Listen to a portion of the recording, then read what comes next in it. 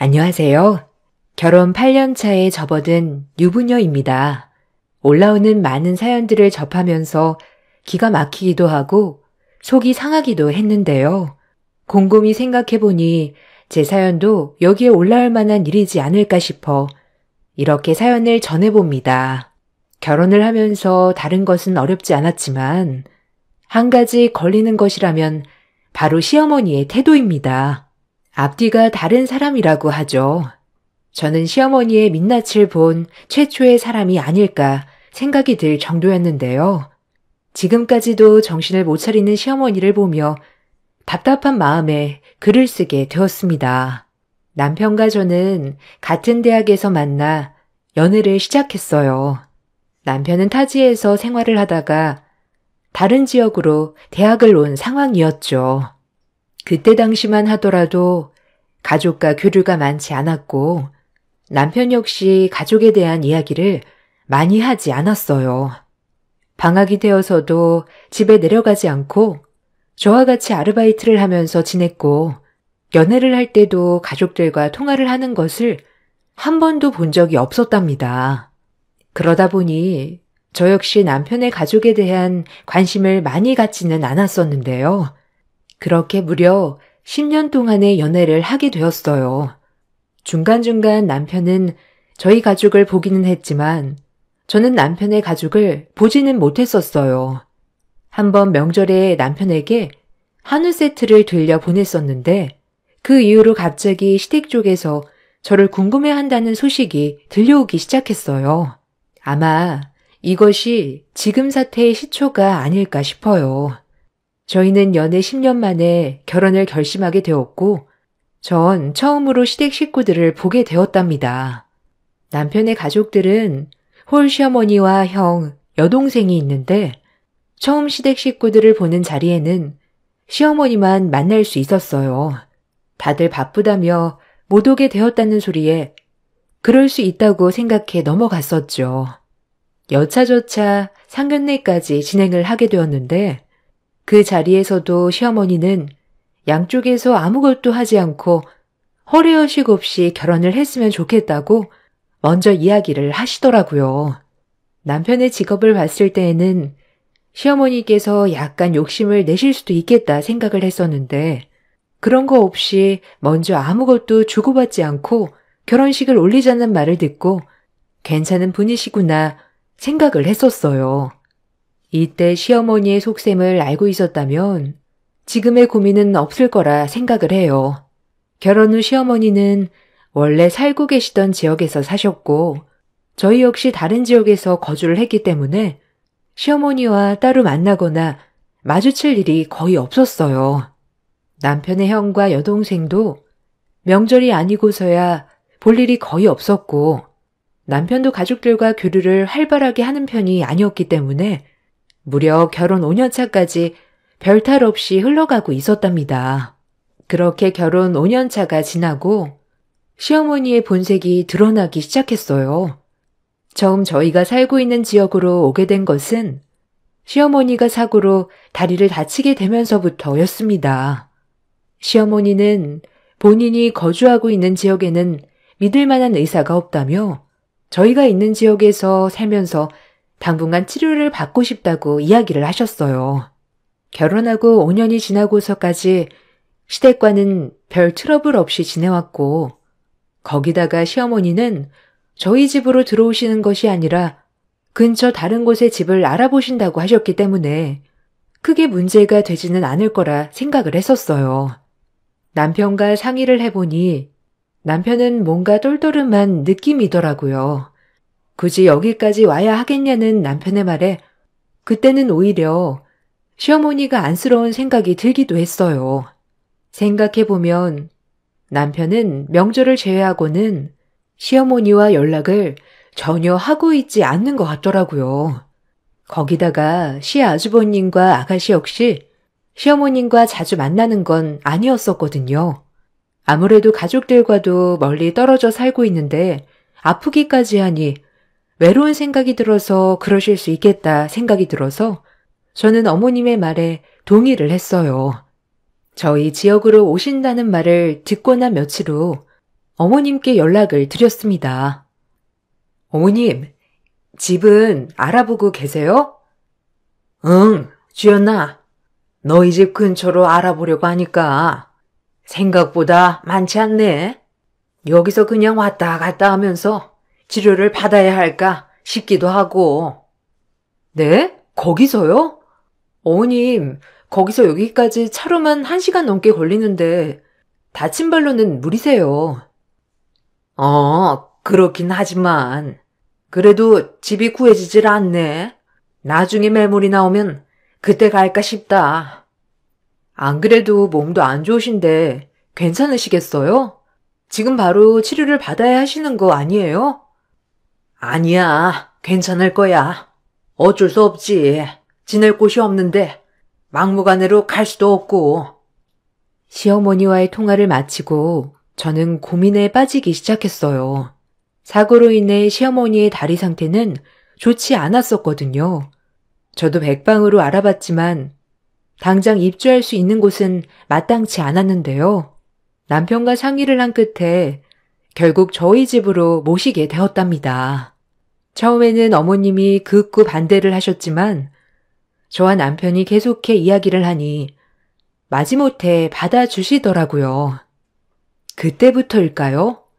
어머님의 태도는 전과 미묘하게 달라지기 시작했습니다. 처음에 단순하게 같이 살다 보니 느끼는 불편함이라고 생각을 했어요. 중간중간 이상한 말을 꺼내 오시기도 했지만 그냥 착각한 것이라 생각을 했죠. 결혼 5년 동안에 큰 트러블 없이 잘 지내왔는데 갑작스럽게 태도가 바뀌는 건 이상하다고 생각을 했어요.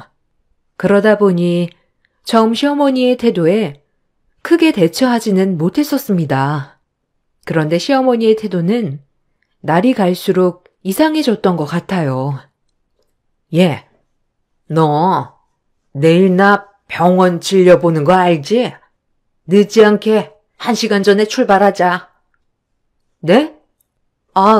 어머님, 저 내일 일을 뺄 수가 없어요. 미리 이야기를 해 주시지. 죄송하지만 내일은 어머님 혼자 가셔야 할 것 같아요. 아니, 이 다리로 어떻게 혼자 가? 그럼 진료 미룰 테니 너 시간 될 때 가자꾸나. 어느 순간 어머님은 저를 마치 자신의 하인처럼 대하기 시작했어요. 휴일을 제외하고는 일을 하고 있었던 저에게는 이런 시어머니의 태도가 더욱 불편했죠. 심지어 시간을 맞춰 어머님과 외출을 하게 되는 날에는 시어머니는 지갑을 전혀 들고 다니시지 않으셨어요. 따로 일을 하고 계시는 것이 아니니까 처음에는 제가 돈을 내는 게 당연하다고 생각했지만 시어머니의 태도에 저는 이게 정말 맞는 일인가 싶었답니다. 나 나가 있을 테니까 계산하고 나오렴. 그리고 요즘 애비 얼굴 보니까 헬스케졌더라. 아들 먹을 것도 넉넉하게 포장해달라고 했으니 그것도 가져와. 어머님, 저녁에 먹을 거 있어요. 포장 안 하셔도 되는데. 넌 이게 아깝니? 돈 번다고 유세하는 거야 뭐야? 아니 부잣집 며느리인 줄 알았는데 배포가 pen댕이네. 네? 어머님, 무슨 말씀하시는 거예요? 니네 집 지역 유지라며. 난 그것도 모르고. 어쨌든 계산하고 나와라. 시어머니의 태도는 날이 갈수록 심해졌지만 남편은 그런 시어머니의 모습에 무관심했어요. 더군다나 시어머니는 제 앞이 아닌 다른 사람들 앞에서는 세상 둘도 없는 시어머니처럼 행동하셨죠. 저는 답답하고 억울하기도 했지만 시어머니가 치료를 받을 때까지만 참아보자 생각을 했습니다. 그렇게 시어머니는 몇 달간의 치료를 마치고 다시 원래 지역으로 가시게 되었어요. 속으로는 시원한 마음이 들었지만 겉으로 티를 낼 순 없었죠. 그렇게 다시 평화로운 생활이 이어지는 듯 했습니다. 평화롭던 일상이 깨져버린 것은 시어머니가 사기를 당하면서부터였습니다.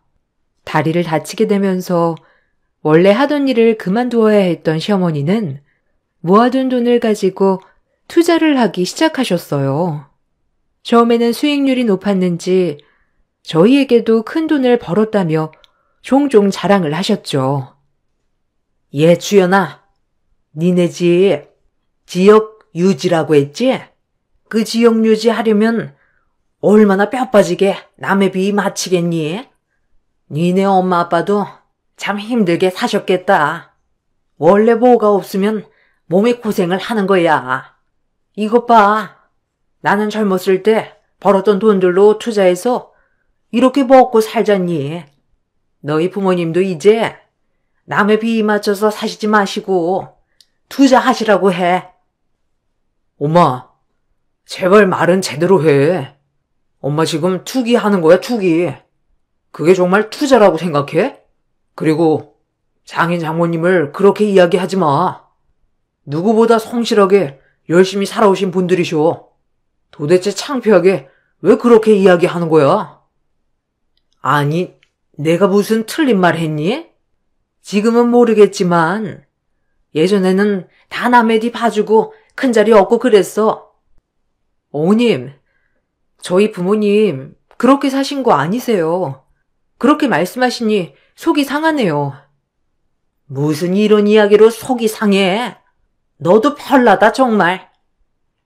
어머님은 종종 이상한 말씀을 서슴없이 하시기도 했지만 남편이 그럴 때마다 어머님을 나무랐고 저 역시 참지 않고 이야기를 했어요. 시어머니는 마치 자신의 잘못은 없다는 듯 이야기를 마무리하셨고 저희 역시 더 이상 말이 통하지 않는구나 싶어 길게 이야기하지는 않았답니다.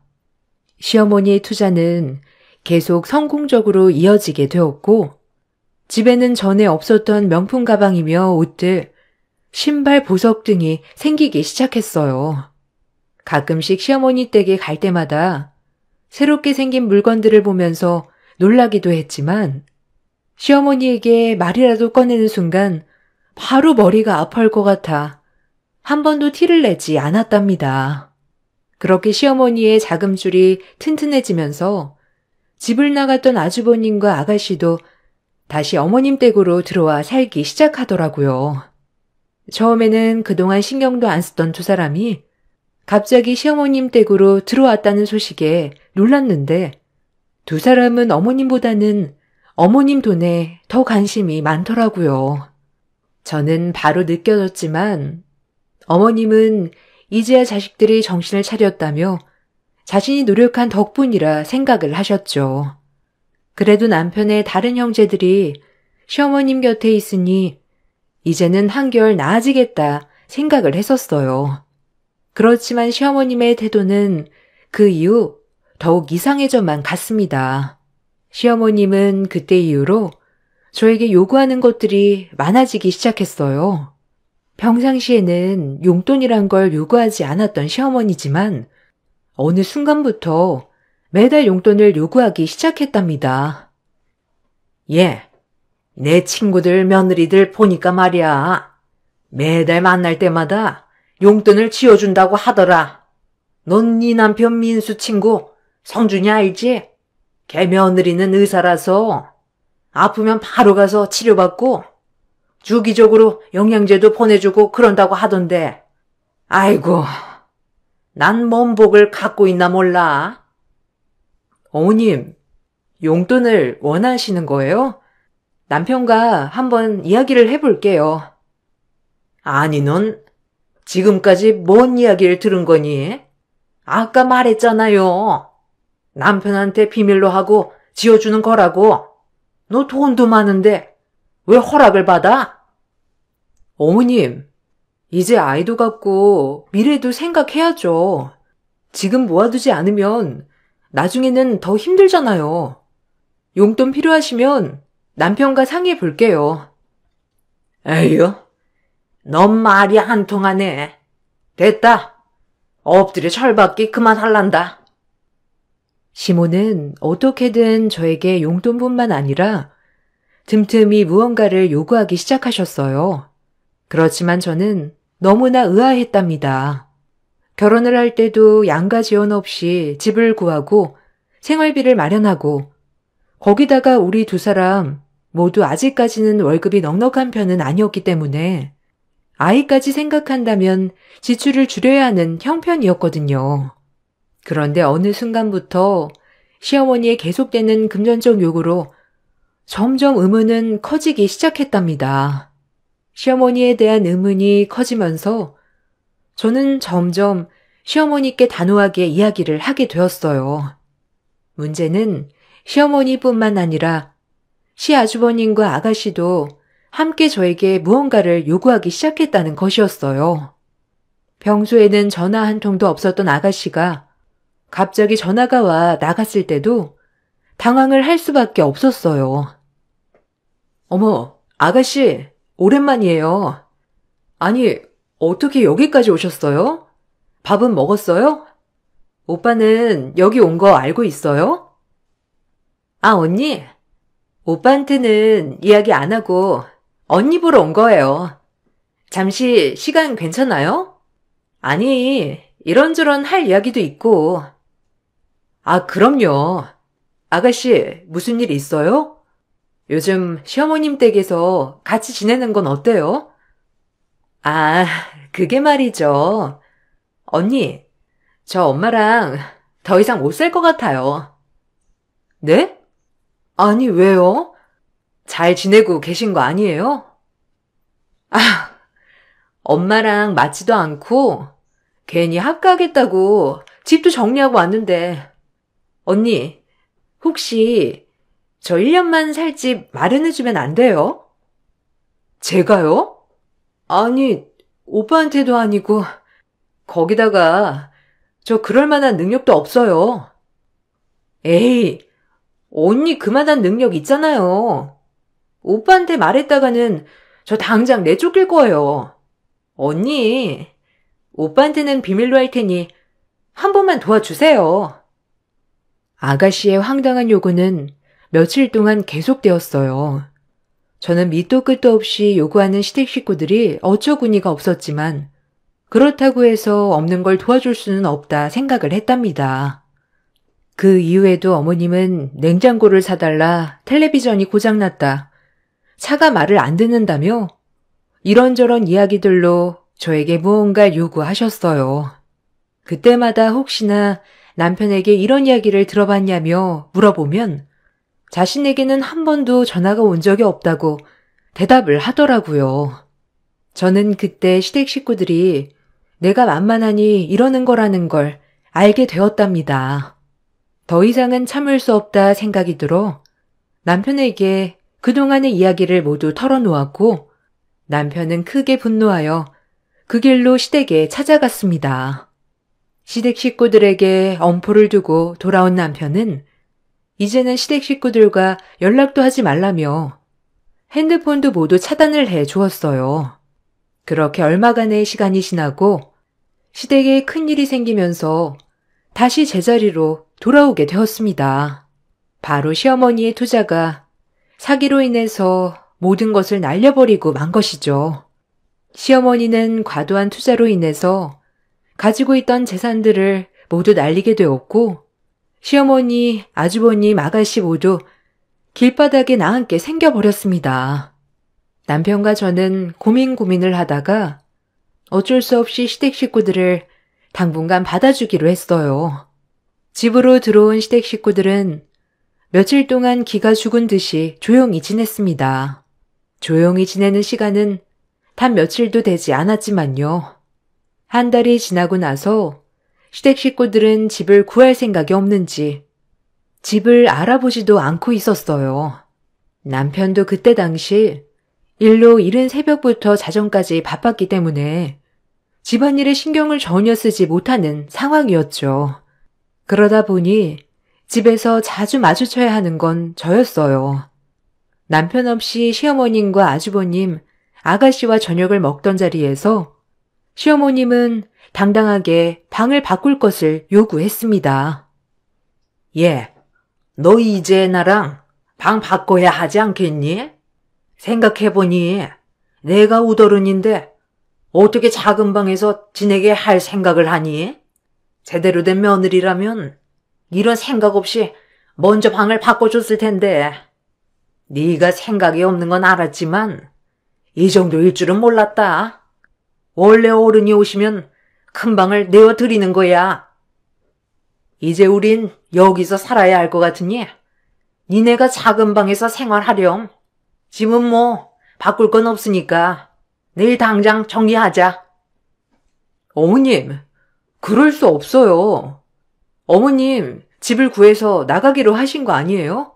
나중에 나가실 때 생각하면 그냥 이렇게 지내시다가 가시는 게 나아요. 아니, 언니. 아니, 무슨 말을 그렇게 예의 없이 해요? 아니, 우리 엄마가 틀린 말 한 것도 아니고 언니네 엄마라도 그렇게 이야기하셨겠어요? 그래, 재수씨. 그러게 안 봤는데 너무하네요. 역시 있는 집 자식은 다른가? 우리가 사기 좀 당했다고 무시하는 거야, 뭐야? 아니에요, 아주버님. 무시하는 게 아니라. 어머, 얘들아. 주연이 좀 봐라. 눈 똑바로 뜨고 나한테 대드는 거 너희도 봤지? 예전부터 이러더라. 내가 뭔 말을 하면 아니라고만 하고 온통 내 말만을 무시하니 이렇게 참아주는 시어머니가 어디 있다고. 내가 제명에 못 살겠다, 정말. 엄마, 신경 쓰지 마. 언니, 엄마 좀 잘 챙겨요. 다른 사람이 보면 언니 욕해요. 아가씨, 내가 뭘 했다고 그래요? 너무한 건 어머님이세요. 아니, 재수씨, 너무하네. 원래 이런 사람이었어요? 엄마가 뭘 그렇게 잘못했다고 그런 태도예요? 한바탕 난리가 나던 그때 일찍 일을 마친 남편이 들어왔어요. 살얼음판 같은 분위기를 보고 남편은 저를 조용히 불러서 이야기를 하더라고요. 여보, 지금 상황이 불편한 건 알겠지만 사기를 당해서 어쩔 수 없이 오셨잖아. 불편해도 조금만 참아줘. 당신 무슨 소리야? 지금 내가 잘못했다고 말하고 싶은 거야? 아니, 그게 아니고. 아휴, 됐다. 그만 얘기하자. 뭘 그만 얘기해. 너무한 건 당신네 식구들이야. 갑자기 집으로 들어와서 안방까지 차지하겠다는데 내가 화가 안 나? 알겠어. 알겠으니까 그만하자고. 내 편인 줄 알았던 남편까지 저에게 나무라니 저는 정말 어떻게 해야 할지 모르겠더라고요. 밖에 있었던 시댁 식구들이 남편이 저에게 뭐라고 이야기를 하는 걸 들었는지 그날 이후부터는 노골적으로 저를 무시하기 시작했습니다. 제가 무슨 행동을 할 때마다 부풀려서 남편에게 전달했고 남편은 그 말을 듣고 제 이야기를 듣지 않고 화를 내기 시작했죠.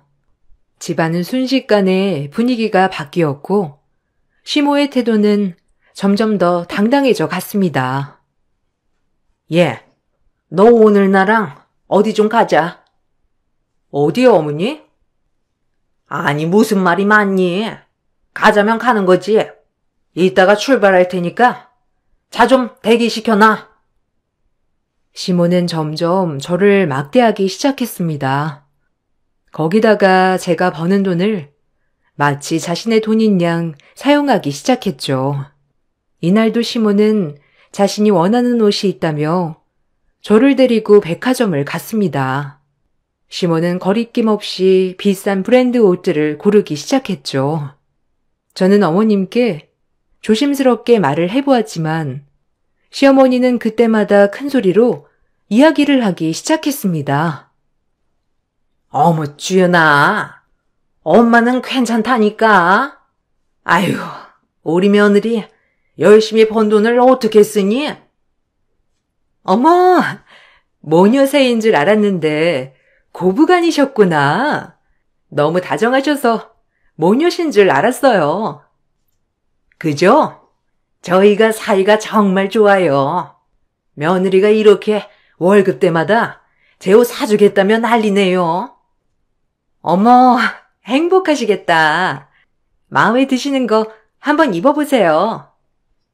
이렇게 시몬은 저에게는 막대하면서 다른 사람들 앞에서는 저를 추켜 세우며 제가 피하지 못하도록 했습니다. 처음에는 어리둥절했지만 생각해보니 제가 이런 상황에서 거절하지 못할 거란 걸 가장 잘 알고 계셨던 것이었죠. 그렇게 엄청난 쇼핑을 하고 돌아오던 때 오랜만에 기분이 좋다며 시몬은 온 가족이 모여 외식을 하자고 부르기 시작했습니다. 식당에서도 시몬은 며느리가 밥을 사주겠다며 이야기를 하는 통에 어쩔 수 없이 왔다는 말을 크게 외치기 시작했어요. 조용히 밥만 먹고 가야겠다 생각했던 저는 실수로 시모의 패딩에 물을 쏟고 말았어요. 순간 얼굴이 굳어졌던 시모는 아무 말 없이 식사 자리를 마쳤습니다. 집에 돌아오면서도 별말이 없었던 시모는 집에 도착하자마자 폭언을 쏟기 시작했습니다. 넌 정말 구제불능이구나. 아니 거기서 어떻게 물을 쏟니? 너 이 옷을 내가 얼마나 아끼는지 몰라? 내가 거기서 얼마나 창피했는지 아니? 물 쏟은 옷을 입을 수도 없고 너 때문에. 어머님 죄송해요. 그렇지만 다른 거 아니고 물을 쏟은 거라 마르면 괜찮을 거예요. 네가 어떻게 알아? 물 때문에 얼룩지면 네가 책임질 거야? 똑같은 거 사올 자신 있어? 참나 됐고. 이거 어차피 단종돼서 구하지 못하니 내가 원하는 옷으로 내일 사와. 네, 알겠어요. 어떤 건지 말해주세요. 자, 이거니까 내일 가서 당장 사와. 어머님, 이건 900만 원이잖아요. 9만 원짜리 패딩에 물 쏟았다고 어떻게 900만 원 모피를 사라고 하세요? 예, 나한테는 이 패딩이 900만 원짜리야. 니까짓 게 뭘 안다고 그깟 판매 금액으로 이야기를 해? 네가 잘못해놓고 지금 그딴 소리가 나와?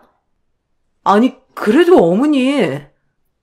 역시 넌 알겠다는 말을 한 번도 안 하는구나. 시애미가 하라면 할 것이지. 시어머니가 난동을 피우던 그 순간 욕실 문이 활짝 열렸습니다. 열린 문으로 나온 사람은 다름 아닌 제 친정 아버지였어요. 저도 깜짝 놀랐지만 저보다 더 놀란 것은 바로 시어머니였습니다. 놀란 표정으로 아빠를 보니 아빠는 당장이라도 집을 뒤엎을 것 같은 표정으로 시어머니를 바라보고 있었습니다.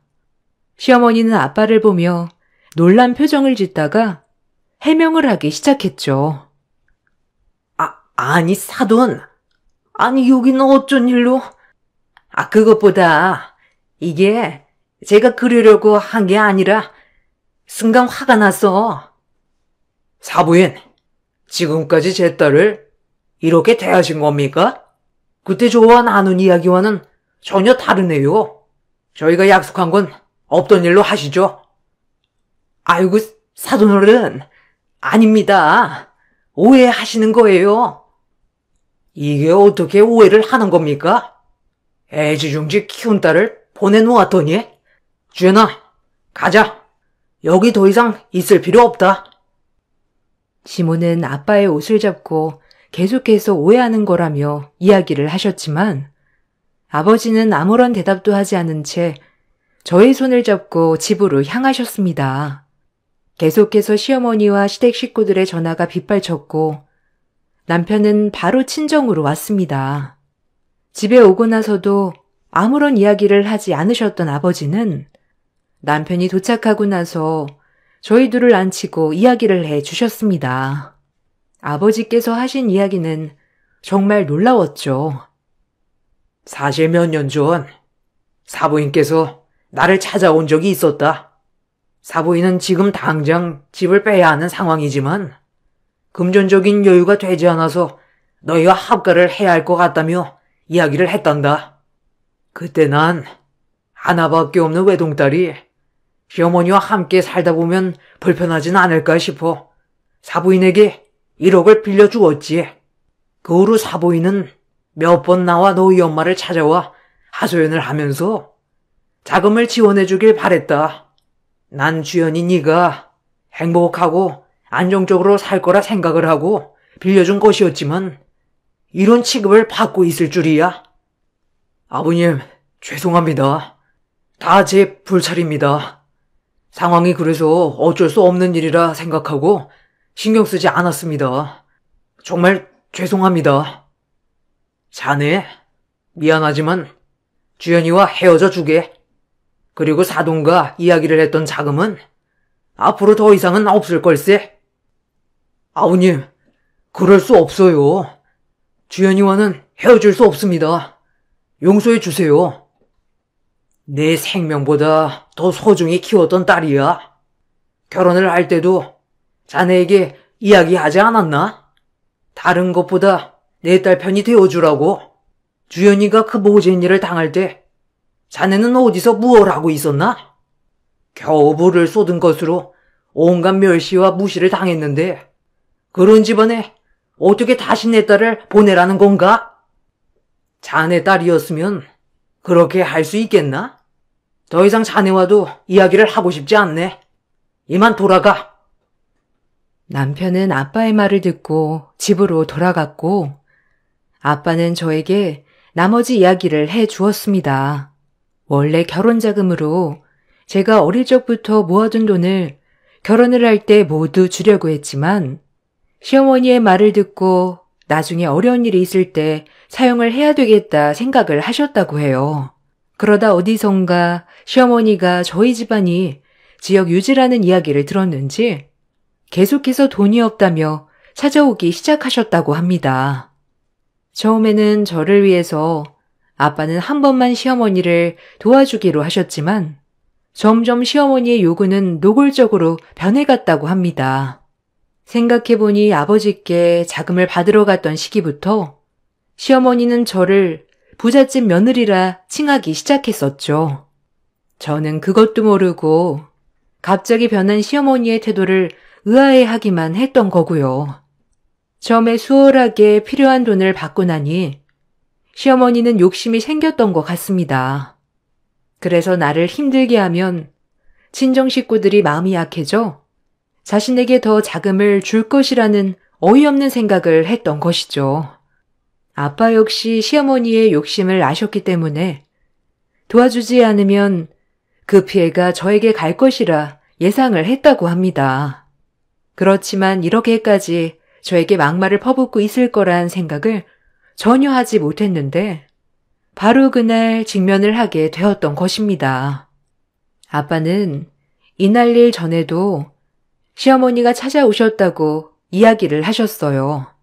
그날도 시어머니는 어쩔 수 없이 저희 집에서 다 같이 지내고 있는다며 돈이 없어 이사를 갈 수가 없다는 이야기로 아빠에게 말을 꺼내 오셨다고 해요. 고민을 하던 아빠는 시어머니가 필요한 금액을 빌려주고 이번이 마지막이라는 말을 직접 하기 위해서 저희 집까지 찾아오게 되신 거였습니다. 집으로 찾아갔더니 아무도 나오지 않아 남편에게 연락을 하고 집에 들어가 화장실을 갔었던 것이죠. 이런 상황을 전혀 알지 못했던 시어머니는 평소와 다름없이 집에 와 저에게 폭언을 하며 과도한 요구를 했던 것입니다. 어쨌든 그날 시어머니는 놀라 쓰러지면서 그 충격에 입이 돌아가 병원으로 실려가게 되었다고 합니다. 시댁 식구들 모두 저에게 냉정하다며 문자를 보내오기도 했습니다. 그 메시지를 보고 더 이상 이 사람들과 함께해서는 안 된다는 걸 다짐하게 되었어요. 냉정하게 더 이상의 지원은 없을 것이라 메시지를 보내고 난 후 정리를 했어요.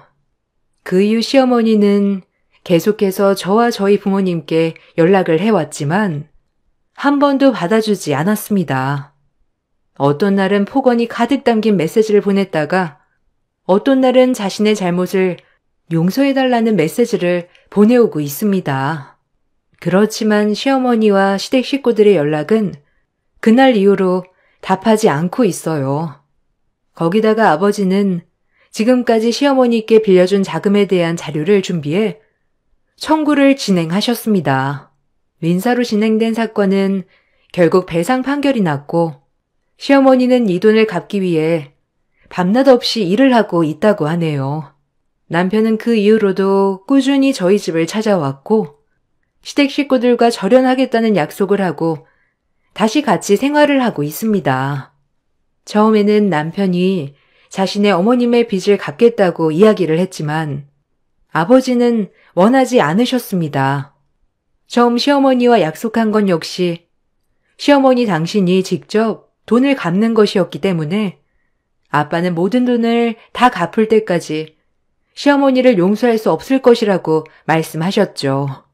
지금 생각해보면 결혼 후 처음 5년이라는 시간 동안에는 시어머니가 저희 집안에 대해서 잘 모르고 있었기 때문에 본래 속내를 알지 못했던 거라 생각이 든답니다. 만약 처음부터 결혼하기 전에 저희 집에 대해서 알았다면 시어머니는 그때부터 본색을 드러냈을지도 모르겠다 생각이 들었네요. 아마 서로 다른 지역에서 살았으니 각자의 상황을 잘 모르기 때문에 5년이란 세월이 지나고 나서야 알았던 것이겠죠. 지금은 평온한 생활을 보내고 있습니다. 남편과의 관계도 점점 회복하고 있어요. 사람의 본색이라는 건 누구도 알 수 없는 것이라고 하지만 이렇게 무서운 것도 있다는 걸 알게 되었습니다. 저의 이야기를 끝까지 들어주셔서 감사합니다. 안녕하세요. 저는 39살 인천에 사는 여성입니다. 제 가족은 남편 그리고 아들이 하나 있죠. 여러분은 인연이라는 말을 믿으시나요? 저에게 아주 특별한 인연이 있는데 이 사연을 들려드려요. 저희 집은 어려서 아버지의 사업으로 부유한 환경이었습니다. 중학교 때까지 기사 딸린 차를 타고 등교를 할 정도였으니까요. 학교의 모든 친구들은 부러워했고 저조차도 환경적으로 아쉬울 게 없다 보니 마음의 여유가 늘 있었죠. 이렇게 오래 갈 것 같던 행복도 잠시 아버지 사업이 부도가 나 집안의 가세는 급격히 기울기 시작하였어요.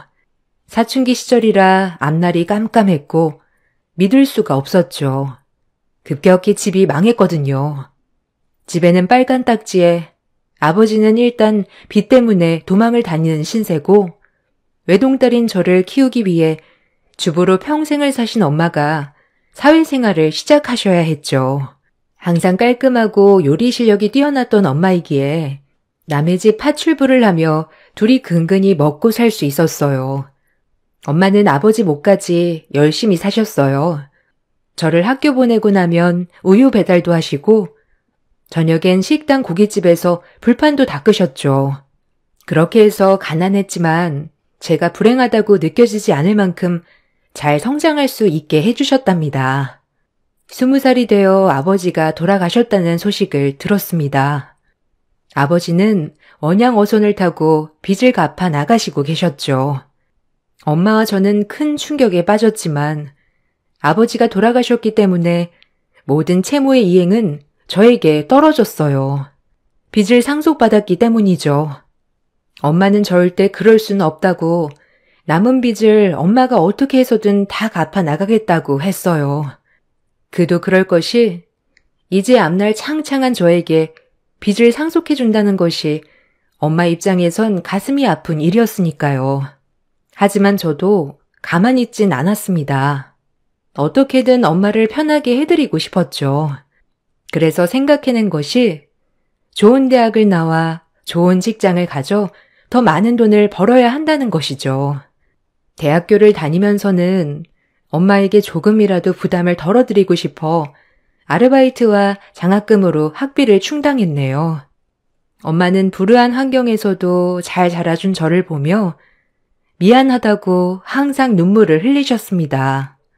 전 그런 엄마에게 하루빨리 남의 집 파출부를 그만두고 조금 여유 있는 삶을 살게 해드리고 싶어 악착같이 공부했어요. 그리고 졸업을 앞둔 시점 취업을 하여 남들보다 빨리 사회에 발을 내딛었죠. 제가 사회에 나가서 일을 하기 시작하면 엄마를 쉬게 해드리고 싶었는데 이 세상은 녹록치가 않더군요. 엄마는 제가 시집갈 때 조금이라도 보탬이 되어야 한다고 계속 파출부 일을 나가셨습니다. 있는 집 사모님으로 살다 남의 집에서 파출부를 하는 게 쉬운 일은 아니었지만 엄마는 긍정적이셨기 때문에 지금 이거라도 할 수 있음에 감사하다고 하셨어요. 저도 그때 그런 엄마의 모습을 보면서 지금은 남들보다 더 긍정적인 사람이 된 것 같아요.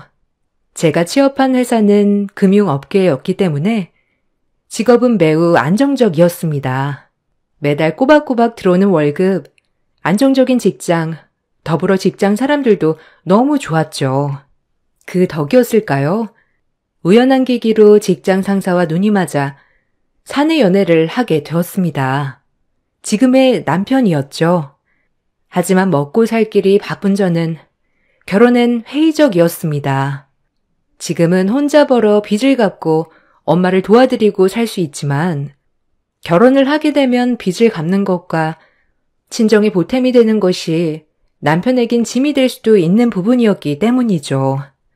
그렇게 이기적으로 연애만 하자고 했네요. 처음 남자친구는 알겠다고 연애만 하자고 했지만 시간이 지나고 결혼을 요구했습니다. 남편으로서 괜찮겠다 싶었던 사람이기에 너무 고민이 됐지만 나 혼자 짊어진 짐을 둘이 질 수 없기에 번번이 거절했죠. 하지만 남자친구는 뚝심 있는 사람이었어요. 번번이 거절하는 저에게 늘 먼저 결혼하고 싶다고 들이댔네요. 이대로는 안 되겠다 싶어 저희 집 상황을 모두 오픈했습니다. 처음엔 당황을 하는가 싶더니 남자친구는 이게 왜 결혼하지 못할 사유가 되냐며 되려 절 놀라게 해주었죠. 말이라도 너무 고마웠습니다. 남에게 제 이야기를 한 것이 어쩌면 처음이었는데 이렇게 따뜻하게 반응을 해주니 감동을 받았고요. 그래서 그런 분위기에 휩쓸려 이 사람을 다시 보는 계기가 되었네요. 괜찮겠다 싶었죠. 네 마음 잘 알아. 우리 집도 지금은 괜찮지만 어렸을 때 찢어지게 가난했거든. 네가 하루라도 빨리 어머님을 쉬게 해드리고 싶으면 나랑 빨리 결혼해서 같이 보탬이 되자. 하나보단 둘이 낫지 않아? 결혼 못할 이유가 전혀 없는 것 같은데. 처음에만 이렇게 얘기하고 나중에 결혼해선 딴소리 하는 거 아니야? 자긴 안 도와줘도 돼. 대신 내가 우리 집 도와주는 것만 말리지 않았으면 좋겠어. 평생 고생하는 엄마 빨리 쉬게 해드리고 싶어. 내가 시집 간다고 해서 우리 엄마가 혼자 빚 갚으며 사는 거 원치 않아. 어디까지나 난 그 빚 내가 갚아 나가야 한다고 생각하니까. 부담스럽다면 지금 얘기해줘. 난 괜찮아. 당연하지. 나 한 입으로 두 말 하는 놈 아니야. 내가 했던 약속 꼭 지킬게. 고마워. 어려운 결정해줘서. 후회하지 않을 거야. 근데 오빠네 부모님이 혹시라도 이 사실을 아신다면 좋아하실까? 결혼은 둘이 하는 게 아니고 가족끼리 하는 거잖아. 며느리가 빚도 있고 친정엄마도 부양해야 한다면 반대하시지 않겠어? 난 괜찮지만 우리 엄마 눈물 나게 하고 싶지 않아. 우리 집에는 천천히 얘기하자. 그리고 우리가 충분히 해결할 수 있으니 괜찮을 거야. 나만 믿고 이제 우리 결혼하는 거다. 그렇게 얼떨결에 남자친구와 결혼을 약속했네요. 집에 와서 엄마에게 결혼을 할 것 같다고 얘기를 하자 엄마는 너무 기뻐하셨습니다.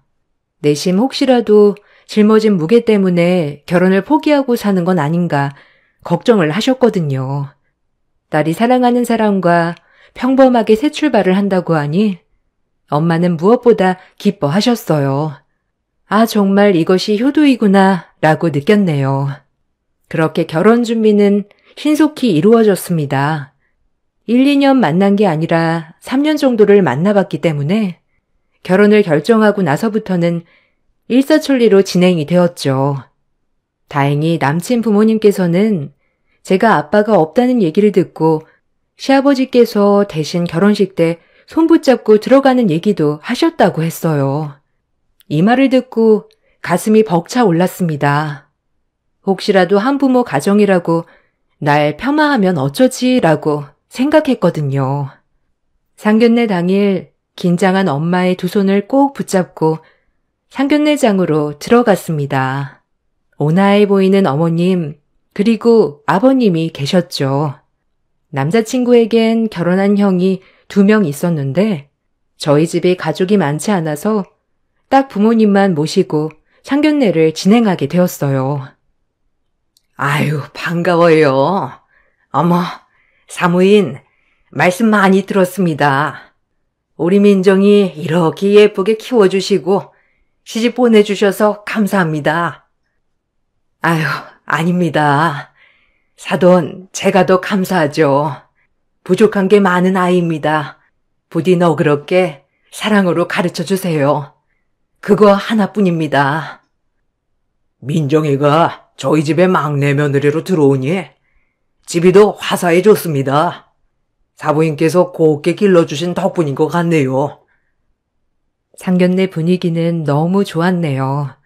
생각보다 어머님도 그렇고 아버님도 다정다감하셨죠. 아빠도 없고 집도 많이 기울다 보니 제가 혼자 너무 피해의식을 가지고 있었나 싶을 정도로 두 분 다 따뜻하셨습니다. 중간에 아버님은 엄마를 몇 번 빤히 바라보시기도 하셨지만 그냥 쳐다보셨겠거니 했네요. 이 일이 일어나기 전까지는 아주 화목했어요. 상견례장을 벗어나와 엘리베이터를 타고 내려가던 중 엄마가 일해주고 계신 댁의 사모님을 만나게 되었습니다. 이것이 사건의 발단이었습니다. 어머, 진주댁 아니야? 아유, 여기 한전식 집엔 웬일이야? 여기 진주댁을 다 만나네.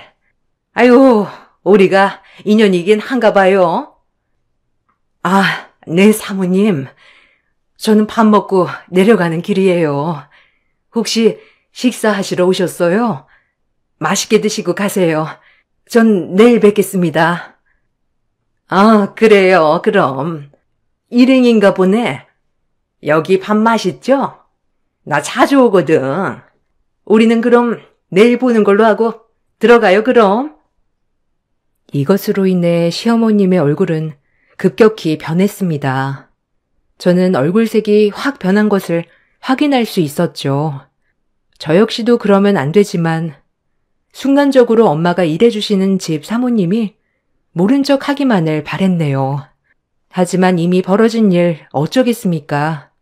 아버님은 별로 개의치 않아 하셨지만 어머님은 아까 모습은 온데간데 없고 집으로 가실 때 뒤도 안 돌아보고 똘똘름하게 인사를 하고 떠나셨어요. 남자친구는 최대한 저희 엄마 보고 괜찮다는 웃음을 지어 보이며 부모님을 모시고 집으로 갔죠. 엄마는 저와 차를 타고 오는 내내 잡을 안 서기셨습니다. 엄마의 그런 모습을 보자니 너무 마음이 아팠고 아까의 제 모습이 너무 미안했습니다. 아무래도 예비 사돈 어른들께 딸이 책 잡히진 않을까 계속 걱정하시는 눈치였어요. 그런 모습이 더 마음이 아팠습니다. 엄마, 왜 그래? 괜찮아. 어차피 석현 오빠도 엄마 일하는 거 다 알았고 뭐 어때? 난 오히려 더 마음이 편한데? 창피한 것도 아니고 열심히 먹고 살려고 하는 일인데 왜 이렇게 불안해해? 난 엄마 그런 모습 보니까 더 화가 난다. 그러니까 기분 풀어. 내가 너한테 짐은 되지 말아야 하는데 아까 안 사돈 얼굴이 안 좋던데 혹시라도 내가 남의 집 살이하는 사람이라 격에 안 맞다고 생각할까 봐 그러지. 난 괜찮은데 그게 너한테 불똥이 튈까 봐. 지금까지 고생한 것도 있는데 결혼해서라도 사람 듬뿍 받으며 살아야지. 나 때문에 책 잡히면 쓰냐? 에휴, 내가 괜히 엘리베이터를 탔다. 거기만 안 탔어도 분위기 좋게 끝내는 건데. 엄마, 혹시라도 걱정 마. 난 이런 걸로 싫다고 하시면 결혼도 안 하면 그만이야. 그런 집에 시집 가면 내가 행복하겠어? 땡! 그런 소리 말어. 그래도 인상도 좋으시고 아까까지 분위기도 좋았는데 아휴, 괜히 마음에 걸린다. 전화라도 해야 하나? 자불안석인 엄마를 진정시키고 남자친구를 만났습니다. 역시나 시어머니는 엄마가 일을 하시는 건 알았지만 파출부이신 줄은 몰랐기 때문에 당황을 많이 하셨다고 했고 아버님께서는 그게 뭐 어떠냐고 했다네요. 마음이 착잡했습니다. 맘 같아선 굳이 이런 결혼 하고 싶지 않았지만 또 이런 것 때문에 파혼했다고 하면 엄마 마음이 더 무거워질 걸 알기에 고민이 되었죠. 남자친구는 어머님이 그냥 좀 몰랐던 사실을 알게 되어서 잠시만 그런 거라고 했지만 앞으로 어떻게 될까라는 걱정이 되었죠. 괜찮아. 엄마가 어머님 일하는 거 몰랐던 것도 아니고 그래도 혼자서 너 이렇게 키우느라 고생했다고 하셨어. 너무 걱정 안 해도 돼. 그냥 갑자기 그렇게 마주하니까 조금 놀라신 것뿐이야. 그러니까 우리는 달라지는 거 없어. 너무 마음 쓰지 마. 어머님 표정이 걸려서 그래. 처음엔 다 좋다가 급격히 어두워지셨잖아. 우리 엄마한테 혹시 편견 같은 거 생기셨을까 봐. 내가 그 부분은 엄마랑 잘 얘기할게. 그러니까 너무 걱정 말아요. 우린 결혼 준비만 잘하면 돼. 어머님은 괜찮으셔? 엄마야 뭐 내 걱정만 하지. 혹시라도 엄마 때문에 나한테 피해갈까 봐 그 걱정만 해. 일하는 게 죄도 아닌데 말이야. 그렇게 무거웠던 마음도 잠시 시댁에선 별다른 얘기는 없었어요. 그래서 그냥 정말 놀라셔서 그랬나 보다라고 넘어가게 됐죠. 아니, 그렇게 넘어가야 했습니다. 괜히 좋은 날을 앞두고 이러쿵저러쿵 들춰내고 싶지 않았기 때문이죠. 그리고 시간이 지나 결혼식 준비를 해나갔습니다. 중간중간 시댁에 들러 밥도 먹고 하였지만 특별히 별 말씀이 없었기에 내가 너무 크게 생각했나 싶을 정도였죠. 혼주 한복을 하러 가던 날 어머님과 엄마가 만나 한복을 고르는데 시어머님은 엄마에게 눈길 한번 주지 않으시더군요. 그 모습을 보고 알았어요. 말이 없으신 게 아니라 말을 섞고 싶지 않아 하신다는 걸. 엄마를 철저히 외면하는 시어머님 옆에 혹여나 나에게 피해가 갈까봐 전전긍긍해 하시는 엄마의 모습을 보니 결혼이고 나발이고 때려치고 싶었네요. 어머님은 이 한복이 더 고급스러운 것 같은데 저희 엄마는 이게 더 어울리네요. 두 분 다 요거 마음에 드시나요? 나야 뭐 아무거나 입어도 잘 어울린다는 소리를 많이 들어서 너희 엄마나 신경 써야 하지 않겠니? 결혼식에 빈티 안 나게. 엄마, 무슨 농담을 그런 식으로 해요? 장모님도 피부가 고우셔서 아무거나 입어도 잘 어울릴 것 같은데. 어머님, 어떠세요? 순간 정적이 흐르는 걸 남자친구가 애써 위기를 모면했습니다. 엄마도 별 대수롭지 않게 여기는 것 같아 저도 참았고요. 혼주 한복을 하고 나서 어머님이 집에서 식사를 하고 갔으면 좋겠다고 하시는데 딱 저랑 남자친구만 보고 말하니 민망했네요. 민정이랑 석현이는 집에서 밥 먹고 가. 아버님이 기다리신다. 어차피 집에 가려면 시간 좀 걸리지 않니? 집에서 먹고 가렴. 오랜만에 애들도 온다고 했으니까 같이 얼굴도 보고 얼마나 좋으니? 결혼 전에 자주 봐서 얼른 친해져야 시댁이 편해지는 거란다. 아, 저도 그러고 싶은데 엄마가 그럼 혼자 버스 타고 가셔야 해서요. 식사는 다음번에 하는 걸로 할게요. 감사합니다. 어머, 아니야. 엄마는 버스 타고 가도 돼. 얼른 가서 먹고 천천히 놀다 와. 날도 밝은데 뭐 어때? 맛있는 거 먹고 와, 우리 딸. 아, 그럼 제가 모셔다 드리고 밥 먹으러 갈까요, 저희는? 어머님, 혼자 가시기 그러니까 제가 금방 모셔다 드릴게요. 아니야. 신경 쓰지 말어. 버스 타면 세정거장이라 난 버스가 편해. 얼른 가서 좋은 시간 보내고 맛있는 거 먹어. 마음은 고맙네. 엄마는 제가 말릴 틈도 없이 저희가 모셔다 드리는 걸 한사코 말리며 버스 정류장으로 몸을 틀었습니다. 마음이 많이 아팠네요. 예비시댁에 가서 밥을 먹었는데 밥이 코로 넘어가는지 입으로 넘어가는지 모르게 밥을 먹었죠. 아버님은 왜 같이 안 오셨냐며 물었지만 어머님이 딱 잘라 시간 없으시대요 라고 하시는 바람에 더 이상의 제가 언급은 못했습니다. 이번 일로 확실시 되었죠. 어머님은 저희 엄마와 격이 다르다고 생각하셔서 아예 말도 안 섞고 싶어 하시다는 걸 아마 같은 공간에 있는 것도 싫어하시는 것 같았어요. 때로는 말이 독이 될 때도 있지만 어머님은 행동 하나, 표정 하나로 저를 아프게 했네요. 그렇게 저희의 결혼식 날이 다가왔죠. 저희 엄마는 그래도 성의 표시라며 어머님, 아버님 이불 세트, 그릇 세트, 수저 세트 등 없는 살림에 바리바리 저를 통해 선물을 보내셨어요. 그걸 보고 어머님은 기뻐하시기는커녕 대놓고 난색을 표하셨습니다. 그리곤 말씀하셨죠. 어머, 민정아. 아니 보내주신 건 고맙다만 센스가 참. 아니 어쩜 우리가 보낸 거 똑같이 그대로 따라 보냈다니. 사돈이 보는 눈은 길러야겠다. 안 그러니? 주고받기도 아니고 성의가 없어요. 성의가 선물에. 에휴, 말을 안 할래야 안 할 수가 없네. 네?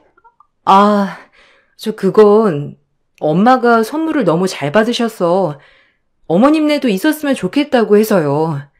너무 유용할 것 같다고 해서 제가 그 종류로 똑같이 고른 거예요. 워낙 어머님이 선물을 잘해주신 거라 저희도 필요한 걸 해드리는 게 낫겠다 싶었거든요. 엄만 무슨 말을 그렇게 해? 장모님은 당연히 엄마가 이렇게 보내주셨으니 당신도 성이라고 보내주신 걸 고마워하지 못할 망정.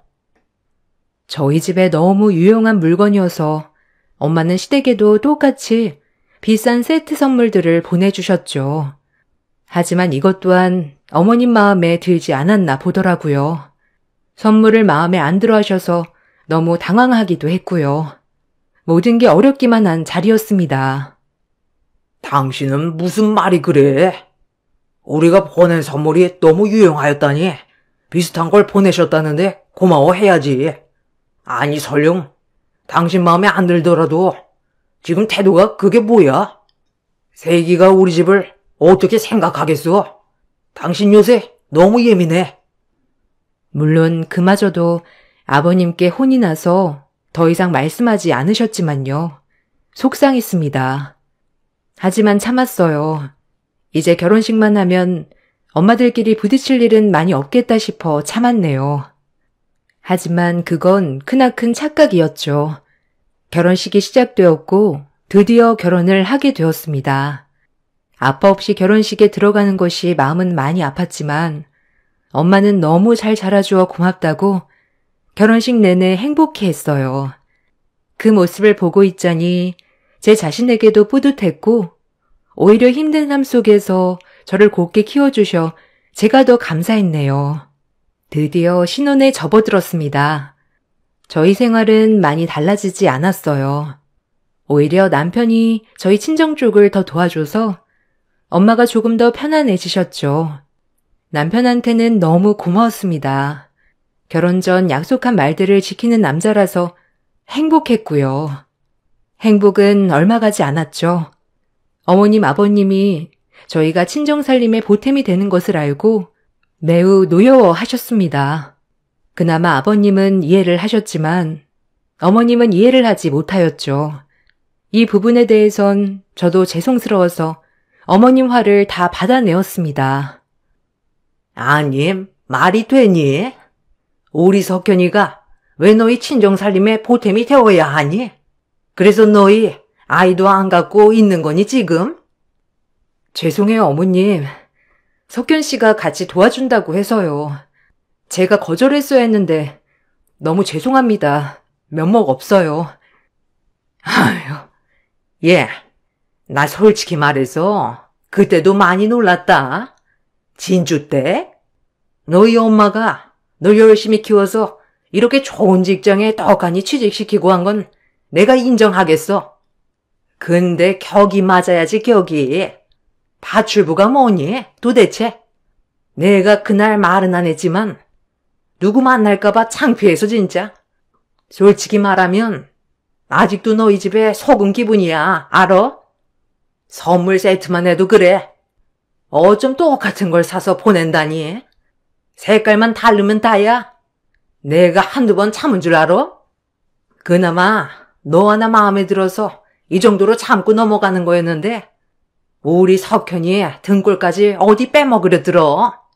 내가 이러려고 석현이 장가 보낸 줄 알아? 너 세상 사람 다 잡고 물어봐라. 응? 우리 아들들 며느리들은 안 그러는데 어쩜 너는 니네 엄마밖에 모르니? 우리 석현이 돈 버느라 고생하는 건 모르고 나 참 기가 막힌다. 면목 없어요. 하지만 저희 엄마 나쁜 짓 하며 저 키우신 거 아니고 정당하게 노동해서 번 대가로 저 키우신 거니까 직업적인 부분에서 어머니 그렇게 말씀하시면 이 부분은 제가 죄송할 건 아닌 것 같네요. 석현 씨한테는 이제 친정일에 관심 가지지 말라고 제가 당부할게요. 어머니가 화내시는 부분 다 이해해요. 주의하겠습니다. 어머니, 노여움 푸셨으면 좋겠어요. 더 이상 어머님은 말이 없으셨어요. 저도 이 부분에 대해선 어머님을 충분히 이해했기에 더 이상 남편에게 저희 집에 관여해서 도와주지 말라고 신신당부를 했네요. 그리고 나서 시어머님 칠순을 맞이하여 가족들이 모이게 되었어요. 어머님은 그 어느 때보다 기분이 좋아 보이셨죠. 형제들끼리 준비한 선물을 해드리고 각자 부모님께서 준비해 주신 선물을 드렸는데 형님들이 드린 선물 보고는 어머님들이 애쓰셨겠다며 좋아하시는데 저희 엄마가 직접 준비한 선물에는 별다른 코멘트가 없었죠. 형님들의 친정에서 준비한 선물은 어머님이 좋아하는 목걸이에 귀걸이 금속품이었으나 저희 엄마가 준비한 건 다름 아닌 사돈 입맛에 맞는 반찬들과 맛있는 갖가지 음식이었거든요. 이걸 만들면서 고생했을 엄마를 생각하니 마음이 너무 안 좋았습니다. 눈물이 찔끔 나는 것을 애써 참았네요. 어머님은 칠순 때 각자 친정 어머님들께 준비해 주신 선물에 기분이 좋으셨는지 밥을 사시겠다고 약속을 잡자고 하셨어요. 선물을 받았으니 답례를 해야 한다며 주말로 약속을 잡으셨어요. 저희 엄마가 많이 불편해 하실 것 같았지만 형님들, 어머님들까지 다 같이 만나는 터라 제가 거절을 할 수가 없었네요. 그리고 칠순 모임이 끝나고 엄마에게 둘러 얘기를 했습니다. 혹시라도 엄마가 불편해 하시면 저희 엄마는 모임에 못 가신다고 말씀드리려고 했어요. 엄마, 어머님이 선물 너무 고마워하시는데 언제 한번 형님네 어머님들이랑 같이 모여서 밥 한번 먹자고 하시네. 괜찮아? 엄마는 당연히 괜찮지. 우리 딸이 걱정이네. 혹시 또 엄마가 가서 뭐 실수라도 하는 건 아닌지, 옷은 어떤 걸 입어야 할지. 아니 그보다 사돈이 음식은 입에 맞으셨다니? 엄마가 할 수 있는 게 그런 것뿐이라. 좋아하셨어야 네가 면이 설 텐데. 당연하지. 그 자리에서 한 그릇 다 드셨어. 너무 고맙대. 우리 엄마 음식 솜씨 왔다자뇨. 그리고 식사 자리는 너무 불편해하지 말고 옷은 이거 어때? 지난번에 상견례 때 입었던 옷 아니면 내가 오늘 가서 한 벌 장만해줄까? 엄마 기죽지 마. 그리고 너무 불편하게 생각하지도 말고 그냥 맛있는 식사하고 와. 어머님이 기분이 너무 좋으셔서 한턱 내시는 거니까. 이렇게 말은 했지만 엄마가 작아지는 모습을 보니 한없이 마음이 안 좋았네요. 그렇게 어머님들의 식삿날이 되었어요. 사정상 일을 해야 하는지라 저는 처음부터 참석하지 못하였고 저녁 늦게나마 참석할 수 있었어요. 형님들은 와 계셨고 형님들과 어머님들의 호호거리는 소리를 틈타 조용히 구석에서 얘기를 경청하는 엄마를 보고 있자니 마음이 많이 안 좋았네요. 이러려고 결혼한 게 아닌데 라는 생각도 들었고요. 그렇게 코스 요리집에 합석할 무렵 다행히 엄마는 저를 보고 다시 마음이 편안해 보이셨어요. 하지만 코스 요리집에서 식사가 다 끝나고 난 뒤가 문제였습니다. 당연히 시어머님이 밥을 대접하는 자리였고요. 하지만 시어머님은 저희 엄마를 보고 말씀하셨어요. 순간 제 귀를 의심케 하는 말이었습니다. 저런 인격체였나 했네요. 아참, 진주댁은 더치페이가 편하잖아요? 아닌가? 선물도 무조건 반반, 조금도 손해보려고 하지 않으니까 밥값도 반반 하죠. 너무 억지스러운 말에 순간 정적이 흘렀어요. 왜 그렇게까지 하나 싶었고 이 자리는 엄마를 망신 주는 자리였구나 싶었네요. 주변 어머님들은 옆에서 웅성웅성거리며 딸들에게 뭐라고 말을 하는 것 같았어요. 그 말들은 저에게 전달되어 제 귀에 들어왔죠. 어머, 진주댁? 그럼 막내 며느리 안 싸더니 파출부위를 하는 거야? 어머, 고상하게 생기셨는데. 어머, 너무 의외네. 아휴. 아, 엄마, 조용해. 요즘 파출부가 어떻다 그래? 그럴 수도 있지. 동서 듣겠다. 나중에 나랑 따로 얘기해. 안 그래도 어머님이 안 좋아하셔. 형님네 얘기를 듣고 있으니 더 화가 치밀어 올랐습니다. 요즘 세상의 파출부가 뭐가 어떻다고 이러는 걸까요? 속상했어요. 아니, 다들 왜 그러세요? 파출부가 신기하세요? 저희 엄마는 열심히 돈 벌어 저 키워주신 쟤밖에 없는데 왜 이런 모욕을 듣고 있어야 하는 건데요? 어머님, 말 좀 해보세요. 그렇게 싫으시면 저 그냥 이혼할까요? 앞으로 안 볼 순 없는데 어떡하시려고요? 어머, 발끈하기는? 내가 틀린 말 했니? 그냥 진주댁이라고 하길래 진주댁이라고 불렀다. 그리고 내 칠순 때 아니 선물을 안 하려면 하지를 말던가. 내가 무슨 애도 아니고 냄새나게 음식을. 그리고 우리 아들 등골 실컷 빨아먹었으면 자기가 먹은 밥값 정도는 내야지. 안 그러니? 난 아직도 분이 안 풀려. 우리 아들이 갖다 바친 돈만 생각하면 너 내가 너무 하다 했니 지금? 어머님, 무슨 말씀을 그렇게 하세요? 제가 그동안 몇 번이고 참았는데 이젠 안 되겠네요. 석현 씨가 결혼 처음 할 때부터 도와준다고 하는 거 제가 말렸어요.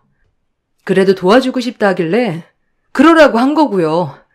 무슨 몇 년을 도와준 것처럼 얘기하는데 사실상 결혼하고 몇 달 안 돼요. 그마저도 제가 그만두래서 지금은 안 도와드리고 있고요. 어머니 어쩜 그렇게 매정하실 수 있어요? 순간 제 말을 끝으로 갑자기 저기서 뛰어오는 아버님을 발견할 수 있었습니다. 아버님은 급히 저희가 있는 곳으로 뛰어오시고는 말씀하셨어요. 이건 또 무슨 말이지? 하며 이것 또한 제 길을 의심할 수밖에 없었네요. 도대체 어떻게 돌아가는 건지 헷갈렸죠. 아, 사모님. 제가 결제했습니다. 몰라 뵀습니다. 낯은 익어서 자꾸 어디서 봤나 했는데 오늘 아들한테 세기 돌아가신 부친 이름을 듣고 바로 생각이 났죠. 한성건설 윤철한 회장님이 부금 맞으시죠? 제가 너무 늦게 알아봤네요. 시아버님께선 저희 아빠의 이름을 외치자 장내는 술렁술렁 들썩였어요. 엄마는 그 말을 듣고 털썩 주저앉으셨죠. 그리고 그동안 한없이 참아오던 눈물을 서럽게 쏟아내셨습니다. 전 형님들께 어머님들과 자리 좀 피해달라고 부탁을 하였고 그 자리엔 어머님, 저, 아버님, 저희 엄마 이렇게 네 식구만 남게 되었죠. 알고 보니 아버님은 어려운 시절 저희 아빠에게 큰 신세를 지고 지금까지 성공할 수 있었다고 했습니다. 저희 아빠가 사업을 했을 때 아버님이 도움을 많이 받으셨다고 하셨죠. 제가 알아봤어야 했는데 죄송합니다.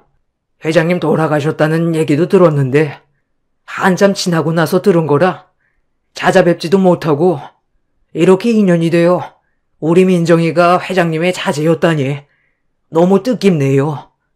사부인, 우리 민정이 잘 키워주셔서 감사합니다. 시어머님은 안색이 바뀌셨습니다. 아주 어려워서 밥도 못 먹던 시절 저희 집에 늘 도움을 받고 몇 번이고 재기할 수 있었던 게 다 저희 아빠 덕분이라고 했거든요. 시어머님도 놀라셨는지 얼어붙으셨고 자신이 그동안 무슨 짓을 했는지 아차했죠. 우리 남편에게 얘긴 많이 들었어요. 그 당시에 아주 건실하게 사신다고 형편이 안 되어 재기를 못하고 있어서 꼭 도와주고 싶은 친구라고요. 그 친구가 석현이 아버님일 줄은 저도 몰랐네요. 저희가 이렇게 뜻깊은 인연이 있었군요.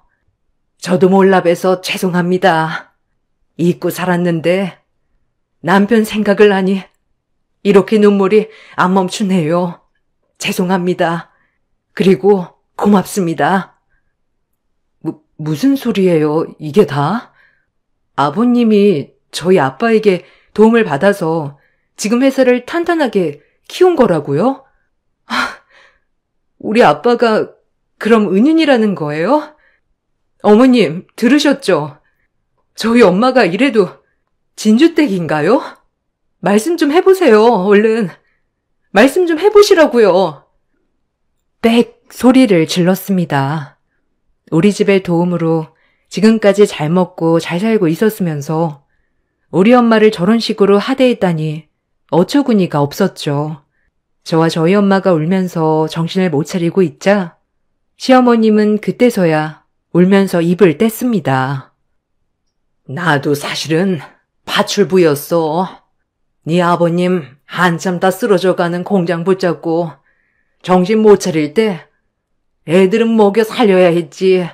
돈 벌 수단은 없지. 그래서 남의 집 일 많이 했다.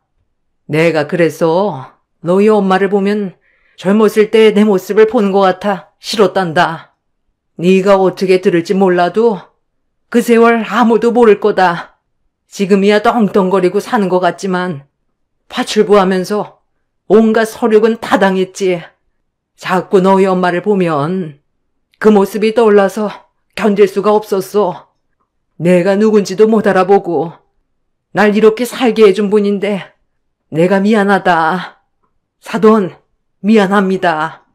내가 사돈에게 큰 신뢰를 범했네요. 이런 저를 용서해 주실 수 있겠어요? 어머님은 한참을 울며 얘기하셨습니다. 남편에게 어려웠던 시절 얘기를 들었던 적은 있지만 이 정도로 어려운 줄은 몰랐거든요. 저희 엄마와 저 그리고 어머님까지 목 놓아 울자 아버님은 묵묵히 옆에서 들어주고 계셨고요. 그리고 엄마가 입을 뗐어요. 다 용서하지요. 아니, 용서할 것도 없지요. 사돈, 파출부가 뭐 어떻답니까? 난 지금도 하고 있어요. 아니, 조금이나마 우리 딸에게 피해주지 않고 나 밥벌이 하면서 빚도 갚고 남에게 아쉬운 소리 없이 살면 그것이 행복 아닌가요? 몸 편히 살면 좋겠지만 주어진 삶에 전 감사하며 살고 있어요. 우리 민정이 예쁘게 커준 점, 좋은 남편 만나 결혼한 거 지금은 다 행복합니다. 한 가지 당부드리고 싶은 건 그냥 저는 괜찮으니 우리 민정이만 저랑 다르게 봐주세요. 곱고 온 우리 딸 예쁘게 봐주세요. 엄마의 말에 어머님은 많이 반성하는 것 같았어요. 아버님도 어머님께 얼른 더 사죄하라고 다그쳤고요. 제가 죄송합니다. 주제도 모르고 감히 이 사람이 사모님께 신뢰를 범하게 놔뒀네요. 저를 탓해주세요, 사모님. 젊어서 받은 은혜 제가 다 지금 갚겠습니다. 회장님 아니었으면 전 산 사람도 아니었을 거예요. 그러니 부담 갖지 말아주세요. 죄송해요, 사모님. 제가 정말 민정이 딸처럼 잘 대해주겠습니다. 부디 그 전에 했던 행동들은 잊어주세요. 아버님, 어머님은 사죄하였고 엄마는 다 용서하였어요. 그리고 아버님은 저희 빚을 그 자리에서 다 갚아주셨습니다. 어차피 저희 아빠 안 계셨으면 아버님도 없는 목숨이라고 돈은 아깝지 않으시다고요. 지금이라도 회장님께 빚을 갚을 수 있어서 기쁘다고 했네요. 지금은 저희 엄마와 어머님은 둘도 없는 친구가 되었어요. 어머님은 모든 용서를 빌고 저희 엄마에게 먼저 다가갔네요. 덕분에 저희 엄마도 자식을 나눈 사람이 최고의 친구라며 좋아하셨고요. 저는 가끔씩 시어머님이 했던 행동들을 생각하면 조금 화도 나긴 하지만 그래도 이것 또한 인연이었을까 싶네요. 조금이라도 스쳐가는 인연을 허투루 생각하면 안 된다는 것이 저의 깨달음이었어요. 여러분들도 스치면 인연이니 그 인연 놓치지 말라고 꼭 말씀드리고 싶어요. 끝으로 저희 긴 이야기 들어주셔서 너무 감사합니다. 안녕하세요. 부천에 사는 40대 후반 주부입니다. 평소 사연만 읽어보다 제 이야기를 해드리면 어떨까 싶어 용기 내서 제 사연 보내드립니다. 저는 결혼한 지 어느덧 26년 차가 된 베테랑 주부입니다. 결혼을 하고 제일 잘한 일이 있다면 눈에 넣어도 아프지 않을 제 딸을 낳은 것입니다. 모든 부모가 그렇듯 그 어느 것과도 바꿀 수 없는 딸이죠. 저희 남편은 3남매 중 둘째로 태어나 위에는 아주버님, 밑으로는 여동생이 있는 집에서 태어났어요. 형제들 중 제일 조용했죠. 어머님은 일찍 남편을 여의고 홀로 3남매를 키워온 여장부십니다. 다행히 아버님이 돌아가시기 전 어머님 앞으로 땅과 논밭 등 남겨놓은 것들이 많으셔서 형편은 넉넉한 상태로 3남매를 키우셨다고 해요. 동네에서도 유명한 땅 부자였죠. 지금이야 남녀 차별이 없어졌다 하지만 제가 시집갈 그 당시까지만 해도 남편 집 분위기는 가부장적 그 자체였습니다. 처음에는 밥도 여자 남자 따로 먹을 만큼 남녀가 엄격했고 시어머님도 결혼하자마자 입에 달고 사는 게 우리 아들이었어요. 굉장히 남아 선호 사상이 깊게 박힌 분이셨고 같은 여자였지만 딸은 시집가면 그만이다라는 생각을 가지셨던 분이니까요. 한편으로 시누이가 안타깝기도 했네요. 저희 집은 딸만 둘이었지만 사랑을 많이 받고 자라서 처음엔 이해가 안 되기도 했었어요. 분가하기 전까지 온 가족이 모여 살았는데 제가 시집갔을 땐 첫째 형님께서 임신 중이었기에 집안일은 제가 도맡아 했어요. 그럼에도 불만은 없었습니다. 임신 중이니 얼마나 힘들까. 내가 하나라도 도와야지 생각뿐이었어요. 같은 여자니까 더 이해했죠. 형님은 출산하고 어머님이 노래를 부르던 아들을 낳았습니다. 아무래도 첫째 아들의 첫 아들이니 이 집안의 장손이었죠. 온 집안 식구가 경사를 알리며 너무 기뻐했어요. 저도 온 마음을 다해 축하했고요. 형님도 뛸 듯이 기뻐했지만 문제는 그 다음이었어요. 시간이 지나고 저도 임신을 했고 임신을 했지만 장손을 끼고 사는 시어머님 덕분에 손에 물 마를 날이 없었어요. 눈물도 계속 났고 어찌나 서럽던지 형님이 일을 할라치면 애기 봐야 한다, 애기 운다, 애가 엄마 찾는다 등등 온갖 얘기를 늘어놓으며 형님은 집안일 제외 대상이었습니다. 그 말을 듣고 손 하나 까딱하지 않는 형님이 원망스러웠네요. 하지만 마냥 어리기만 해서 힘들어도 꾹꾹 참고 지냈네요. 지금 생각해보면 참 순진했던 것 같습니다. 그리고 출산일이 다가와 출산을 하였는데 시댁에서 원하는 아들은 아니었지만 눈에 넣어도 아프지 않은 공주님이었어요. 저와 남편은 아들이 아니어도 행복했지만 시어머님은 아들이 아니라 달가워하지 않으셨고요. 대놓고 장손 조카와 제 딸을 차별하기 시작했습니다. 아들도 못 낳는 것. 지혜미 똑 닮아. 눈 째진 것 봐라. 난 저래서 쟤한테 정이 전혀 안 간다. 아휴, 여자의 눈이 저래서 어디 되겠니? 순해 보이는 구석이 없어. 어쩜 애비 닮은 모습이라곤 찾아볼 수가 없네. 그냥 지혜미 판박이야 아주. 어머님, 이제 현진이도 말을 다 알아듣는데 조심 좀 해주시면 안 될까요? 저한테도 하나밖에 없는 소중한 딸인데요. 우리 아들 대를 끊을 셈이야? 왜 하나밖에 없어? 얼른 아들 하나 더 낳아야지. 빨리 아들 갖거라. 김씨 집안에 시집을 왔으면 아들 하나 낳아야지. 딸은 출가 외인이야. 시집 가면 그만인데 뭘 그리 애지중지하냐? 냅둬라. 알아서 혼자 큰다. 아유, 어머님은 아들 낳는 게 쉽나요? 동수한테 괜히 부담 주지 마세요. 아들이야 우리 동훈이가 있는데 뭘 걱정하세요? 우리 동훈이야. 눈에 넣어도 안 아픈 우리 집 장손이구야 말고. 이 늙은이는 우리 동훈이 보는 낙에 산다. 우리 장손. 때리는 시어머니보다 말리는 시누이가 더 밉다고? 형님은 저한테 아주 딱 그런 존재였습니다. 언제 어디서나 말을 거들곤 했죠. 시간이 흘러 딸은 초등학교에 입학했습니다. 점점 심해지는 어른들의 차별에 분가를 결정했어요. 다행히 남편도 따라주었고요. 어머님의 심한 반대가 있었지만 그래도 몇 년을 설득한 결과 분가를 할 수 있었습니다. 대신 저희 힘으로 말이죠. 아마 이 과정에서 형님은 어머님의 재산을 혼자 받을 생각이었는지 적극 동참해 주었어요. 전 정말 재산 따위는 관심도 없었고 우리 딸이 제발 말도 안 되는 비교질에서 벗어나고 조금이나마 스트레스 없는 곳에서 보냈으면 좋겠다라는 것과 우리 딸의 사춘기는 안정적으로 보내게 해줘야겠다는 생각이 가장 컸습니다. 더 이상 엮이고 싶지 않은 마음뿐이었어요.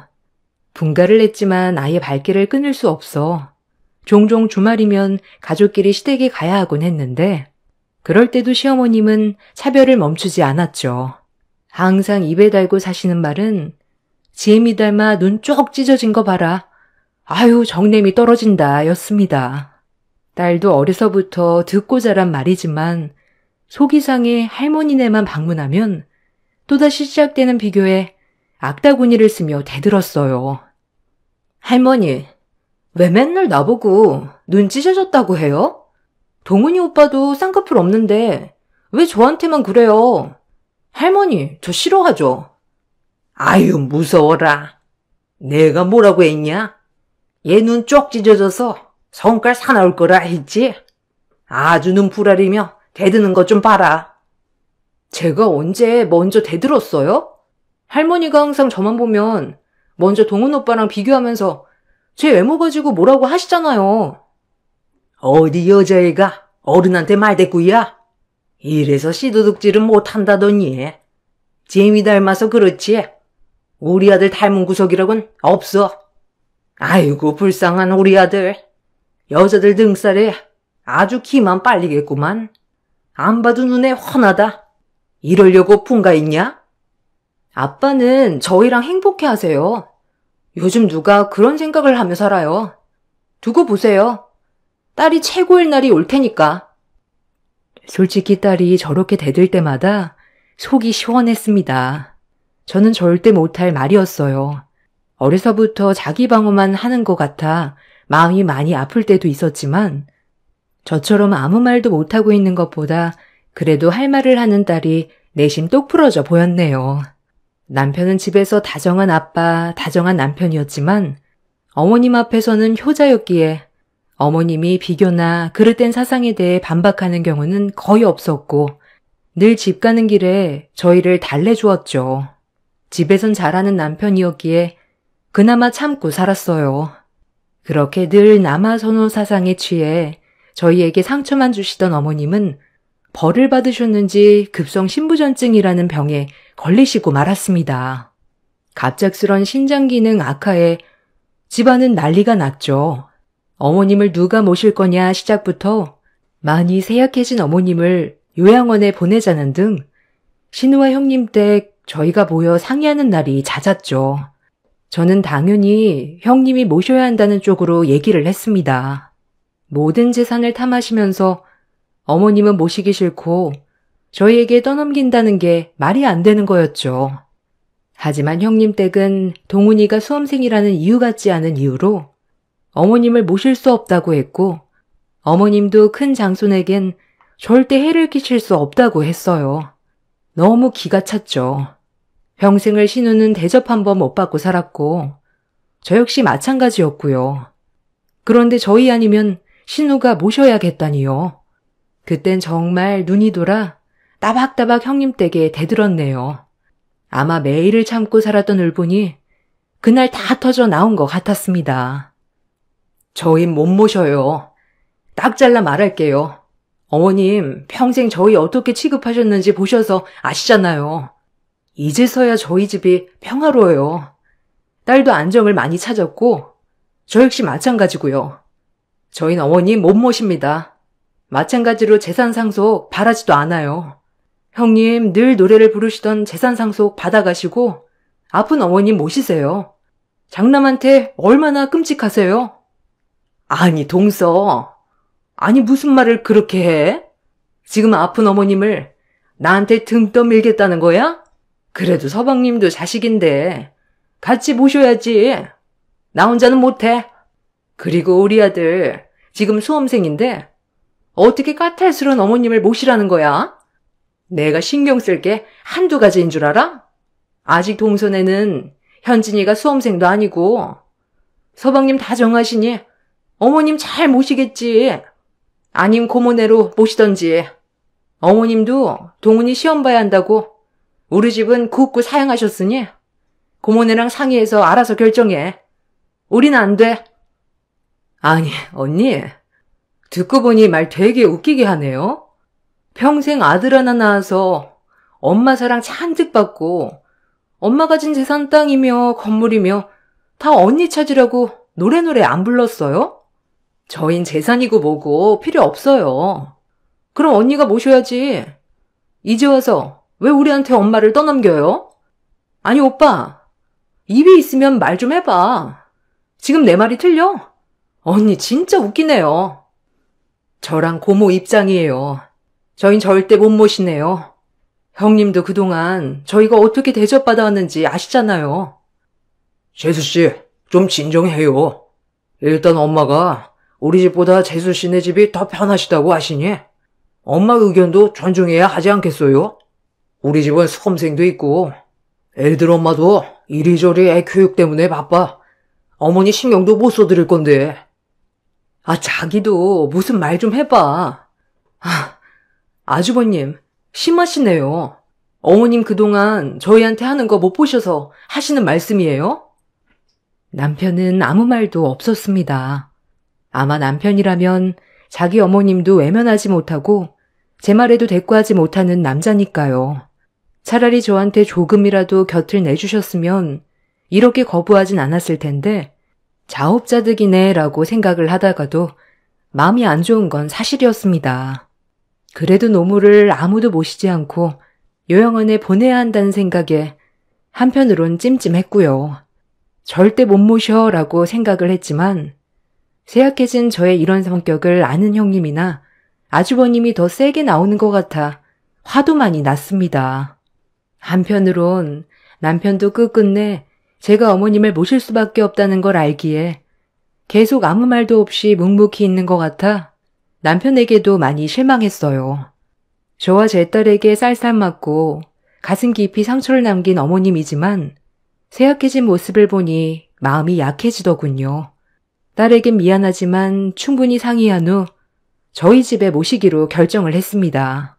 당연히 딸은 반대했지만 결국은 할머니 약해진 모습을 보니 본인도 이제 마음을 고쳐먹고 할머니를 대하겠다고 다짐하던 착한 딸이었습니다. 남편은 그런 저희의 모습을 보고 고맙다고 눈물을 흘렸죠. 언제까지 사실 줄은 모르지만 그래도 사시는 날까지 그동안 못해드린 효도해야겠다고 마음을 고쳐먹으니 그나마 제 마음의 위로가 되더군요. 묵은 감정을 털어냈더니 제 마음도 편했어요. 하지만 형님네와는 확실히 해둬야 할 게 있었습니다. 어머님의 재산 문제죠. 재산 때문에 모시는 건 아니지만 그래도 저희가 모시는 만큼 받을 건 받아야겠다고 생각을 했어요. 남편도 이 부분에서는 절대적 동의를 했고요. 그래서 어머님을 모셔야겠다고 다짐하던 날 형님네와 고모네를 불렀어요. 재산 문제를 확실히 하기 위해 저희가 바라는 시골 땅을 말씀드렸어요. 워낙 재산이 많은 분이라 저희가 원하는 건 고작 작은 시골 땅이었으니 형님네와 고모네도 순순히 주겠다고 하며 원만한 대화를 끝냈습니다. 어머님은 저희가 모시는 걸 내켜하진 않으셨지만 수험생 장손에 혹여나 피해가 갈까봐 어쩔 수 없이 저희와 동행하게 되었고 그때부터 시집살이는 다시 시작되었죠. 가뜩이나 예민한 어머니 몸이 아파지니 더 예민하고 더 까칠해지셨어요. 아무래도 한 공간에 비교 대상이 없어지니 딸에게 대하는 건 그나마 나아지셨지만 아들 못 낳은 저에겐 여전히 까칠했어요. 그래도 아픈 어머니시니 참고 견뎌냈습니다. 병원도 꼬박꼬박 제가 모시고 갔고요. 간간히 형님네를 보고 싶어 하셔서 형님네도 많이 모셔다 드렸네요. 물론 당일날 갔다 당일날 오셨지만요. 그 하루 가는 것도 형님네는 생색 아닌 생색을 냈었죠. 그래도 참았어요. 굳이 분란 만들고 싶지 않았거든요. 우리 장손이 오늘 너무 보고 싶다. 이따 큰애한테 전화해서 동훈이네 들른다고 전화해라. 우리 장손 공부하느라 얼굴 까칠해질까봐 걱정이다 애미야. 우리 강아지 이 할미가 보고 용돈 좀 지어줘야지. 수험생은 잘 먹어야 해. 얼른 전화 넣어라. 어머니, 동훈이는 형님이 알아서 잘 챙기죠. 우리 현진이나 용돈 좀 주세요. 어제도 할머니 드린다고 호빵도 사오고 했는데 애가 할머니 생각하는 마음이 얼마나 기특해요. 안 그래요? 현진이가 얼마나 착해요. 할머니 생각도 하고. 이제는 그냥 동훈이 얘기하면 현진이도 좀 챙겨줘라 대놓고 말했네요.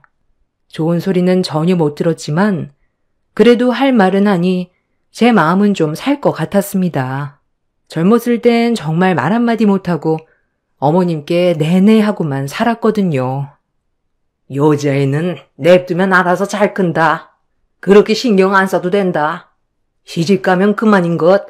뭘 따로 챙기게. 동훈이는 장차 우리 김씨 집안을 이끌 장손자 아니더냐. 너도 그러니 동훈이한테 잘해. 너도 아들 낳으면 얼마나 좋아. 에휴. 어머님, 그런 말씀 좀 그만하세요. 저는 현진이 하나로도 너무 행복하고 열아들 안 부럽네요. 아마 나중엔 형님이 저를 제일 부러워할 거예요. 요즘 세상에 딸이 얼마나 좋아요. 엄마 친구도 돼주고 빨리 현진이가 컸으면 좋겠어요. 이렇게 어머님 속도 가끔 뒤집어 놨네요. 그때마다 어머님 못마땅해 하셨지만 사실상 병원 모셔다 드리고 밥 차려드리는 며느리는 저이니 그래도 전보다 시집살이는 덜했어요. 아마 제가 내공이 많이 붙은 것도 있었지만요. 그렇게 하루하루가 흘렀고 어느 날 어머님이 저보다 더 많이 쇠약해졌습니다. 급성 신부전증이 만성으로 악화되기 시작하면서 급하게 신장 이식을 추가적으로 받아야 하는 상황까지 오게 되었죠. 집은 비상이 걸렸어요. 신장 이식을 하려면 맞는 장기가 필요하고 그러려면 일단 가족에서 먼저 받아야 한다고 병원 측에서 말씀을 해주셨거든요. 사실 이때는 조금 하늘이 원망스럽더라고요. 온 가족이 다 검사를 해야 하느냐부터 시작해서 말이 많았어요. 물론 저희 집도 예외는 아니었고요. 사실상 설마 우리가 맞겠어? 라고 생각하며 온 가족이 신장 검사를 받았습니다. 노모지만 그래도 신장을 이식받으면 조금이라도 더 건강해진다는 말에 아주버님과 남편이 저희를 설득해서 했네요. 아무래도 젊었을 때부터 힘들게 3남매를 키워왔으니 신랑과 아주버님 입장은 이해가 갔어요. 신장이식 해줄 마음은 절대 없었지만 그래도 형식상 신장이 맞는지 검사를 했는데 청천벽력 같은 일이 저희 집에 벌어졌어요. 저희 딸과 큰집 아들 동훈이가 적합한 신장을 가지고 있다고 판결이 난 것이죠. 하늘이 무너지는 것 같았지만 마음을 다잡고 남편에게 크게 못 박아 놨어요.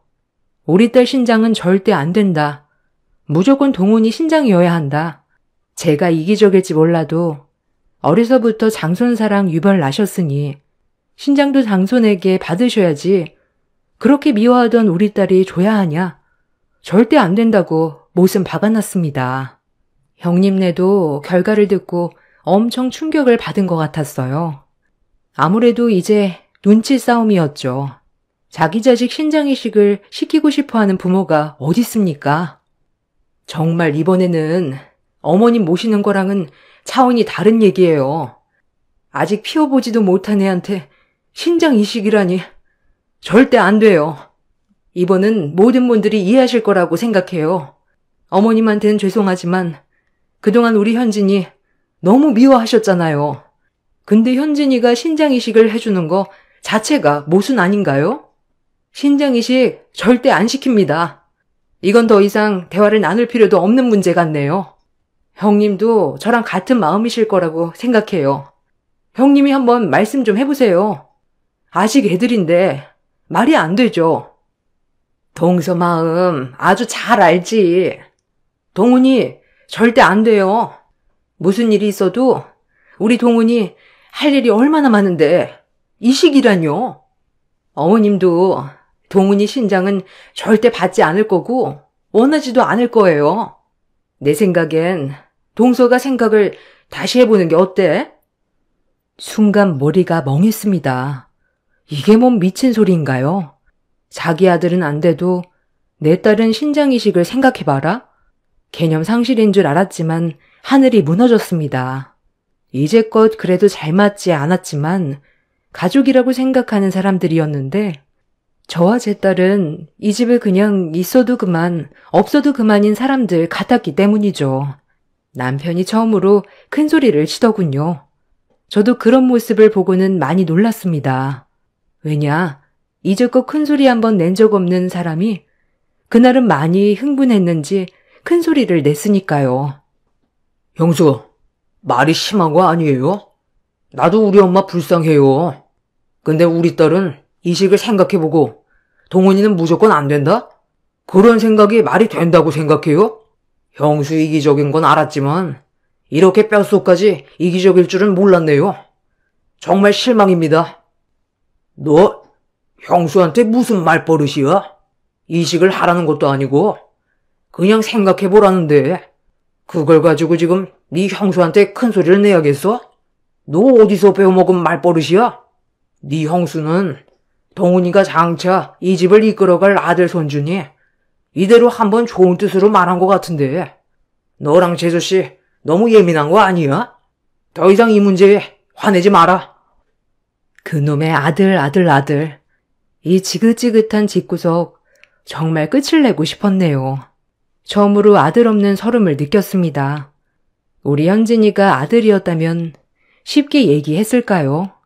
눈에 넣어도 안 아픈 자식 신장이식을 하는 꼴을 보라는 겁니까? 이 부분에 있어서는 완강히 남편과 저는 같았어요. 어머님께 죄송하지만 앞길이 창창한 우리 딸 신장이식은 하지 않는 걸로 저희는 결론을 지었어요. 하지만 문제는 어머님이 현진이와 동훈이가 신장 적합자라는 걸 아셨고 그 후에 더더욱 현진이에게 신장이식을 강요하는 문제가 발생이 돼요. 집안이 조용할 날이 없었어요. 제 어머니지만 대단했죠. 얘기 들었다. 너랑 동훈이랑 신장이 적합하다는데 넌 이 할미를 두고도 모른 척 할 셈이냐? 내가 의사한테 물어봤다. 신장 하나 없어도 사는데 문제 없다더라. 동훈이랑 너랑 같은 것도 아니고 넌 시집가서 이제 살림만 하면 될 건데. 할머니, 너무 이기적이란 생각 안 드세요? 할머니, 저 언제 한번 무릎에 앉혀주신 적 있으세요? 어떻게 저보고 신장 이식을 해달라고 뻔뻔하게 얘기하실 수 있으세요? 저 정말 서러워요. 참고 이해해보려 해도 할머니 정말 미워요. 어머니, 저 정말 어머니 신장 아픈 거 마음 아프게 생각하고 있어요. 그렇지만 우리 다른 방법을 좀 찾아봐요. 어머님도 자식 있으시니 제 마음 이해하실 거라 생각해요. 제 딸 몸에 칼 대는 거 못 봅니다. 그리고 마찬가지로 제가 신장 이식을 받아야 한다고 하더라도 현진이 신장 절대 못 받고요. 어머니, 제 뜻 받아들여 주실 거라 믿어요, 저는. 너는 내가 시집 올 때부터 알아봤다. 아주 글러먹었어. 눈이 째진 게 현진이가 지혜밀 꼭 닮아서 희집가기도 틀려먹었어. 마음을 그렇게 쓰면 되겠니? 늙은 놈어 그냥 방치한다 이 말이냐 지금? 네가 내 아들이랑 살면서 이렇게 호사 누리고 사는 게 누구 덕인데 지금 못하겠다는 말이 나와? 너 내 시골 땅 달라고 했다며? 아주 돈만 아는 것. 속내부터가 틀려먹었지. 어머님 재산 중 제가 어머님 모시기로 하면서 조금이나마 달라고 했던 거 맞고요. 평생 어머님 모시면서 이 정도는 그이랑 저랑은 받아도 된다고 충분히 생각해요. 땅 때문에 어머님 모신 건 아니었지만 제 진심마저 그렇게 생각하신다니 안타깝네요. 닥쳐! 무슨 속셈으로 우리 아들을 깨어낸지 몰라도 넌 처음부터 마음엔 안 들었다. 그러니 지혜미 닮아 저것도 저 모양이지. 시모가 노망이 들린 것도 아니고 가만히 듣자 하니 너무 화가 났어요. 남편도 듣다 화가 났는지 어머님께 소리를 빽 질렀어요. 어머니, 그만하세요. 저 그동안 많이 참았습니다. 처음부터 이 사람 마음에 안 들어 했던 것도, 제 딸 동훈이랑 차별하면서 키웠던 것도, 삼남매 키우면서 동생 영희만 대놓고 차별하실 때도 비겁하게 저 아무 말도 안 하고 어머니 말에 무조건 따랐어요. 신장 이식은 저도 못 시키네요. 어머니가 불효자라고 욕해도 할 말 없어요. 죄송해요 어머니. 제가 동훈이 설득해 볼게요. 아마 동훈이는 어머니가 애지중지 키운 손자니까 할머니 일이라면 당연히 말려도 해줄 거라 믿어요 저는. 뭐야? 어디 우리 장손 몸에 칼을 대? 그건 내 눈에 흙이 들어가도 절대 안 된다. 절대. 내 착한 아들 어쩌다 이렇게 됐니? 다 저 여자를 잘못 들여서야. 네가 내 아들 조종해서 나한테 이렇게 말하라고 시켰니? 아들 못 낳는 것 참고 살아줬더니 어디 집안에 분란을 일으켜? 너랑 네 딸이랑만 마음 바꿔 해결하면 될 거 가지고 네가 지금 이 집안을 쑥대밭으로 만들 참이냐? 어이가 없었습니다. 그동안 당했던 모든 일들 중에 제일 참을 수 없을 만큼 폭발이었죠. 그 말을 끝으로 저와 제 딸은 짐을 싸서 친정으로 향했어요. 꼴도 보기 싫었거든요. 남편이 아무리 편을 들어줘도 남편마저 꼴도 보기 싫을 정도였네요. 남편은 계속 전화로 저와 딸을 찾았고 저는 딸에게 너무 미안한 마음이 커 눈물이 났어요. 며칠이 좀 흘러 제 마음이 진정돼서 형님이 만나자고 연락이 와 만나러 나갔어요. 이번엔 또 어떤 미친 소리를 하나 마음을 아주 가다듬고 나갔죠. 형님이 먼저 나와 저를 기다리고 있었어요. 제가 없는 동안 시모를 모셨다고 들었는데 꼴이 말도 아니어서 우스웠죠. 꼴랑 며칠 시모 모시고서 바로 쭈르르 전화라니 참 간사하다는 생각도 했네요. 어쩐 일이세요, 형님? 저희 얘기는 다 끝난 거 아니었나요?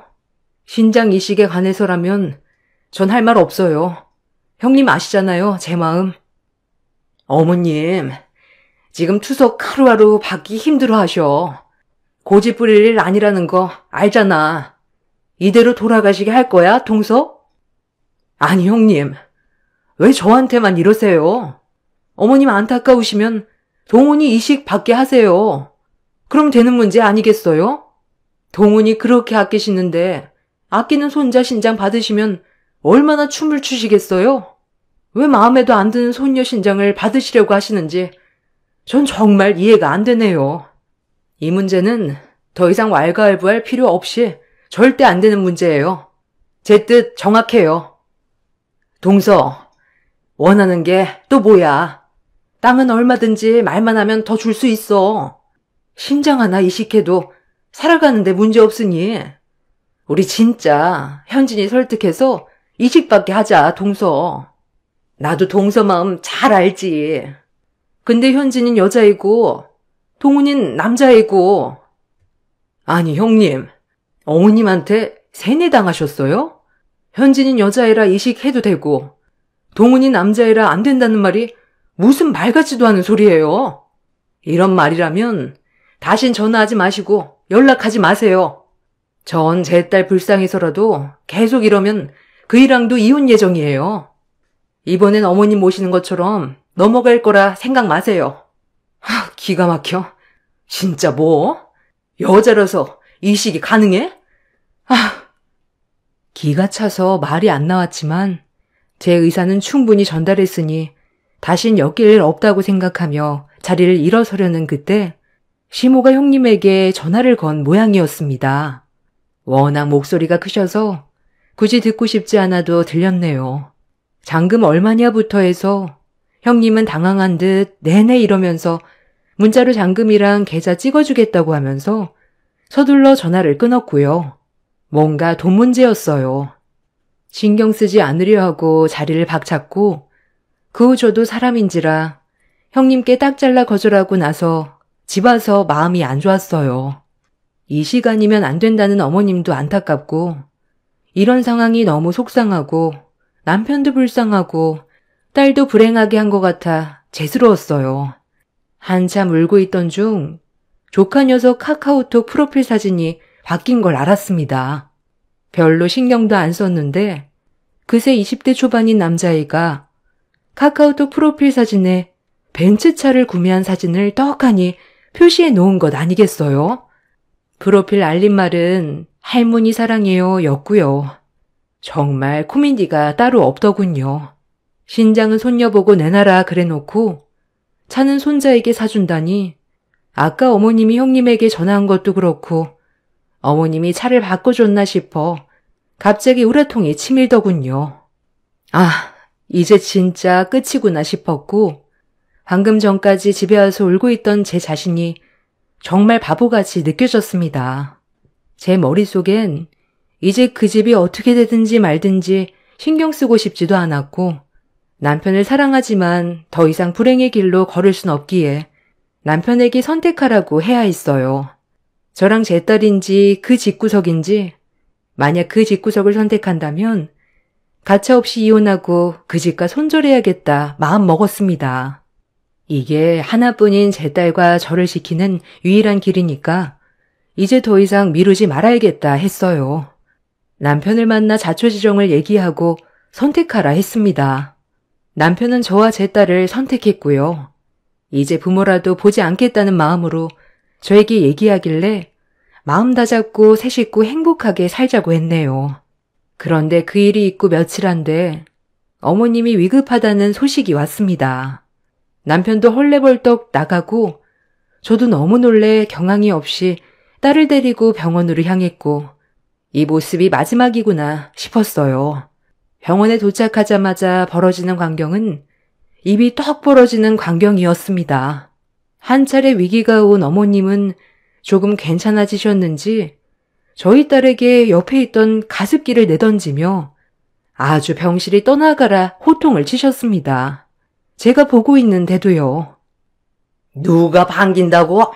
그 예미의 그 딸이지. 우리 아들 깨어내서 나 등지게 만들고 아주 나쁜 것들.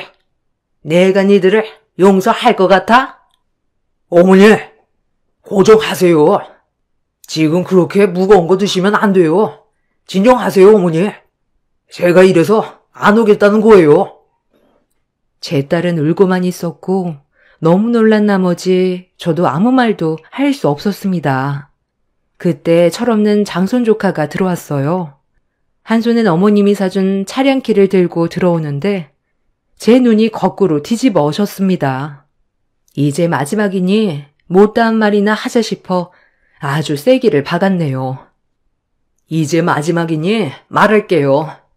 여기 있는 모든 분들, 저희가 당해온 세월 알면서 모른 척 하셨죠? 어머님, 제가 그래도 어머님이라고 조금이라도 마음 아파했던 마음 싹 다 거두고 싶네요. 어머님, 뿌린 대로 거둔 거예요. 그렇게 옛날부터 저 아들 못 낳는다고 못 잡아먹어 하시고 우리 딸 마음 아프게 하신 벌 달게 받으신 거라고요. 알아요? 저 어머님 이제 돌아가셔도 눈 하나 꿈쩍 안 합니다. 절대 안 해요. 어머님 좋아하는 장손 차 바꿔주고 용돈 주고 할 생각에 우리 딸 용돈 한번 챙겨준 적 있어요? 그래놓고 신장이식을 해달라니요. 저 이제 이런 집구석까지도 아는 집이랑 다시는 안 엮일 거예요. 그리고 형님, 아주버님, 동훈이 너 그렇게 살지 마세요. 남의 눈에 눈물 내면 언젠간 피눈물 나는 날 올 겁니다. 눈이 한번 돌아가니 저를 주체할 수 없었어요. 그 병실에 있던 모든 물건들을 던져대며 악을 써댔습니다. 삽시간에 병동 경호팀이 올라와 저와 제 딸을 둘러싸고 진정을 시키고 끌어내려 했죠. 병동 경호팀이 올라와 저희를 끌어내려고 하니 이제서야 할 말이 생각났는지 형님이 나서서 또다시 불을 지폈어요. 아주 말도 안 되는 얘기로 병동을 아수라장 만들었죠. 이래서 동서랑 나랑은 안 되는 거야. 어디 교양 없이 병원에서 소리를 질러? 아니, 어머님 모셔서 땅 내놓으라고 할 땐 언제고. 어디 이제 와서 어머님 혼자 모신 것처럼 효부 코스프레야. 아주 웃겨 정말. 아주 독한 것. 어떻게 이식을 못하게 해? 하? 그 말을 끝으로 병동 경호팀이 뜯어 말리는데도 불구하고 형님 머리털을 다 뽑아놓은 것 같네요. 시어머니는 소리소리 지르며 울고불고 난리치시고 가족들도 말리고 아주 한 번 눈이 돌면 못 볼 걸 보여준다는 거 제대로 보여주고 왔습니다. 남편도 처음엔 말리다가 한참 머리털을 뽑자 옷을 주섬주섬 챙기고 딸이랑 함께 집에 가자더군요. 남편한텐 미안했어요. 그래도 하나뿐인 어머님이고 형제인데 그래도 병실을 나와서 남편이 저랑 딸 마음부터 헤아려줘서 좋았네요. 지금은 시어머님과 형님네와는 인연을 끊었지만 고모네랑은 간간히 연락을 하고 삽니다. 결국 시어머님은 이식을 받지 못해 투석받다가 돌아가셨고요. 그날 많이 울었네요. 저랑 제 딸은 빈소에 가지 않았지만 남편은 잠깐 다녀왔고 아예 그 후로 형님네랑은 인연을 끊고 살고 있습니다. 나를 가장 마음 아프게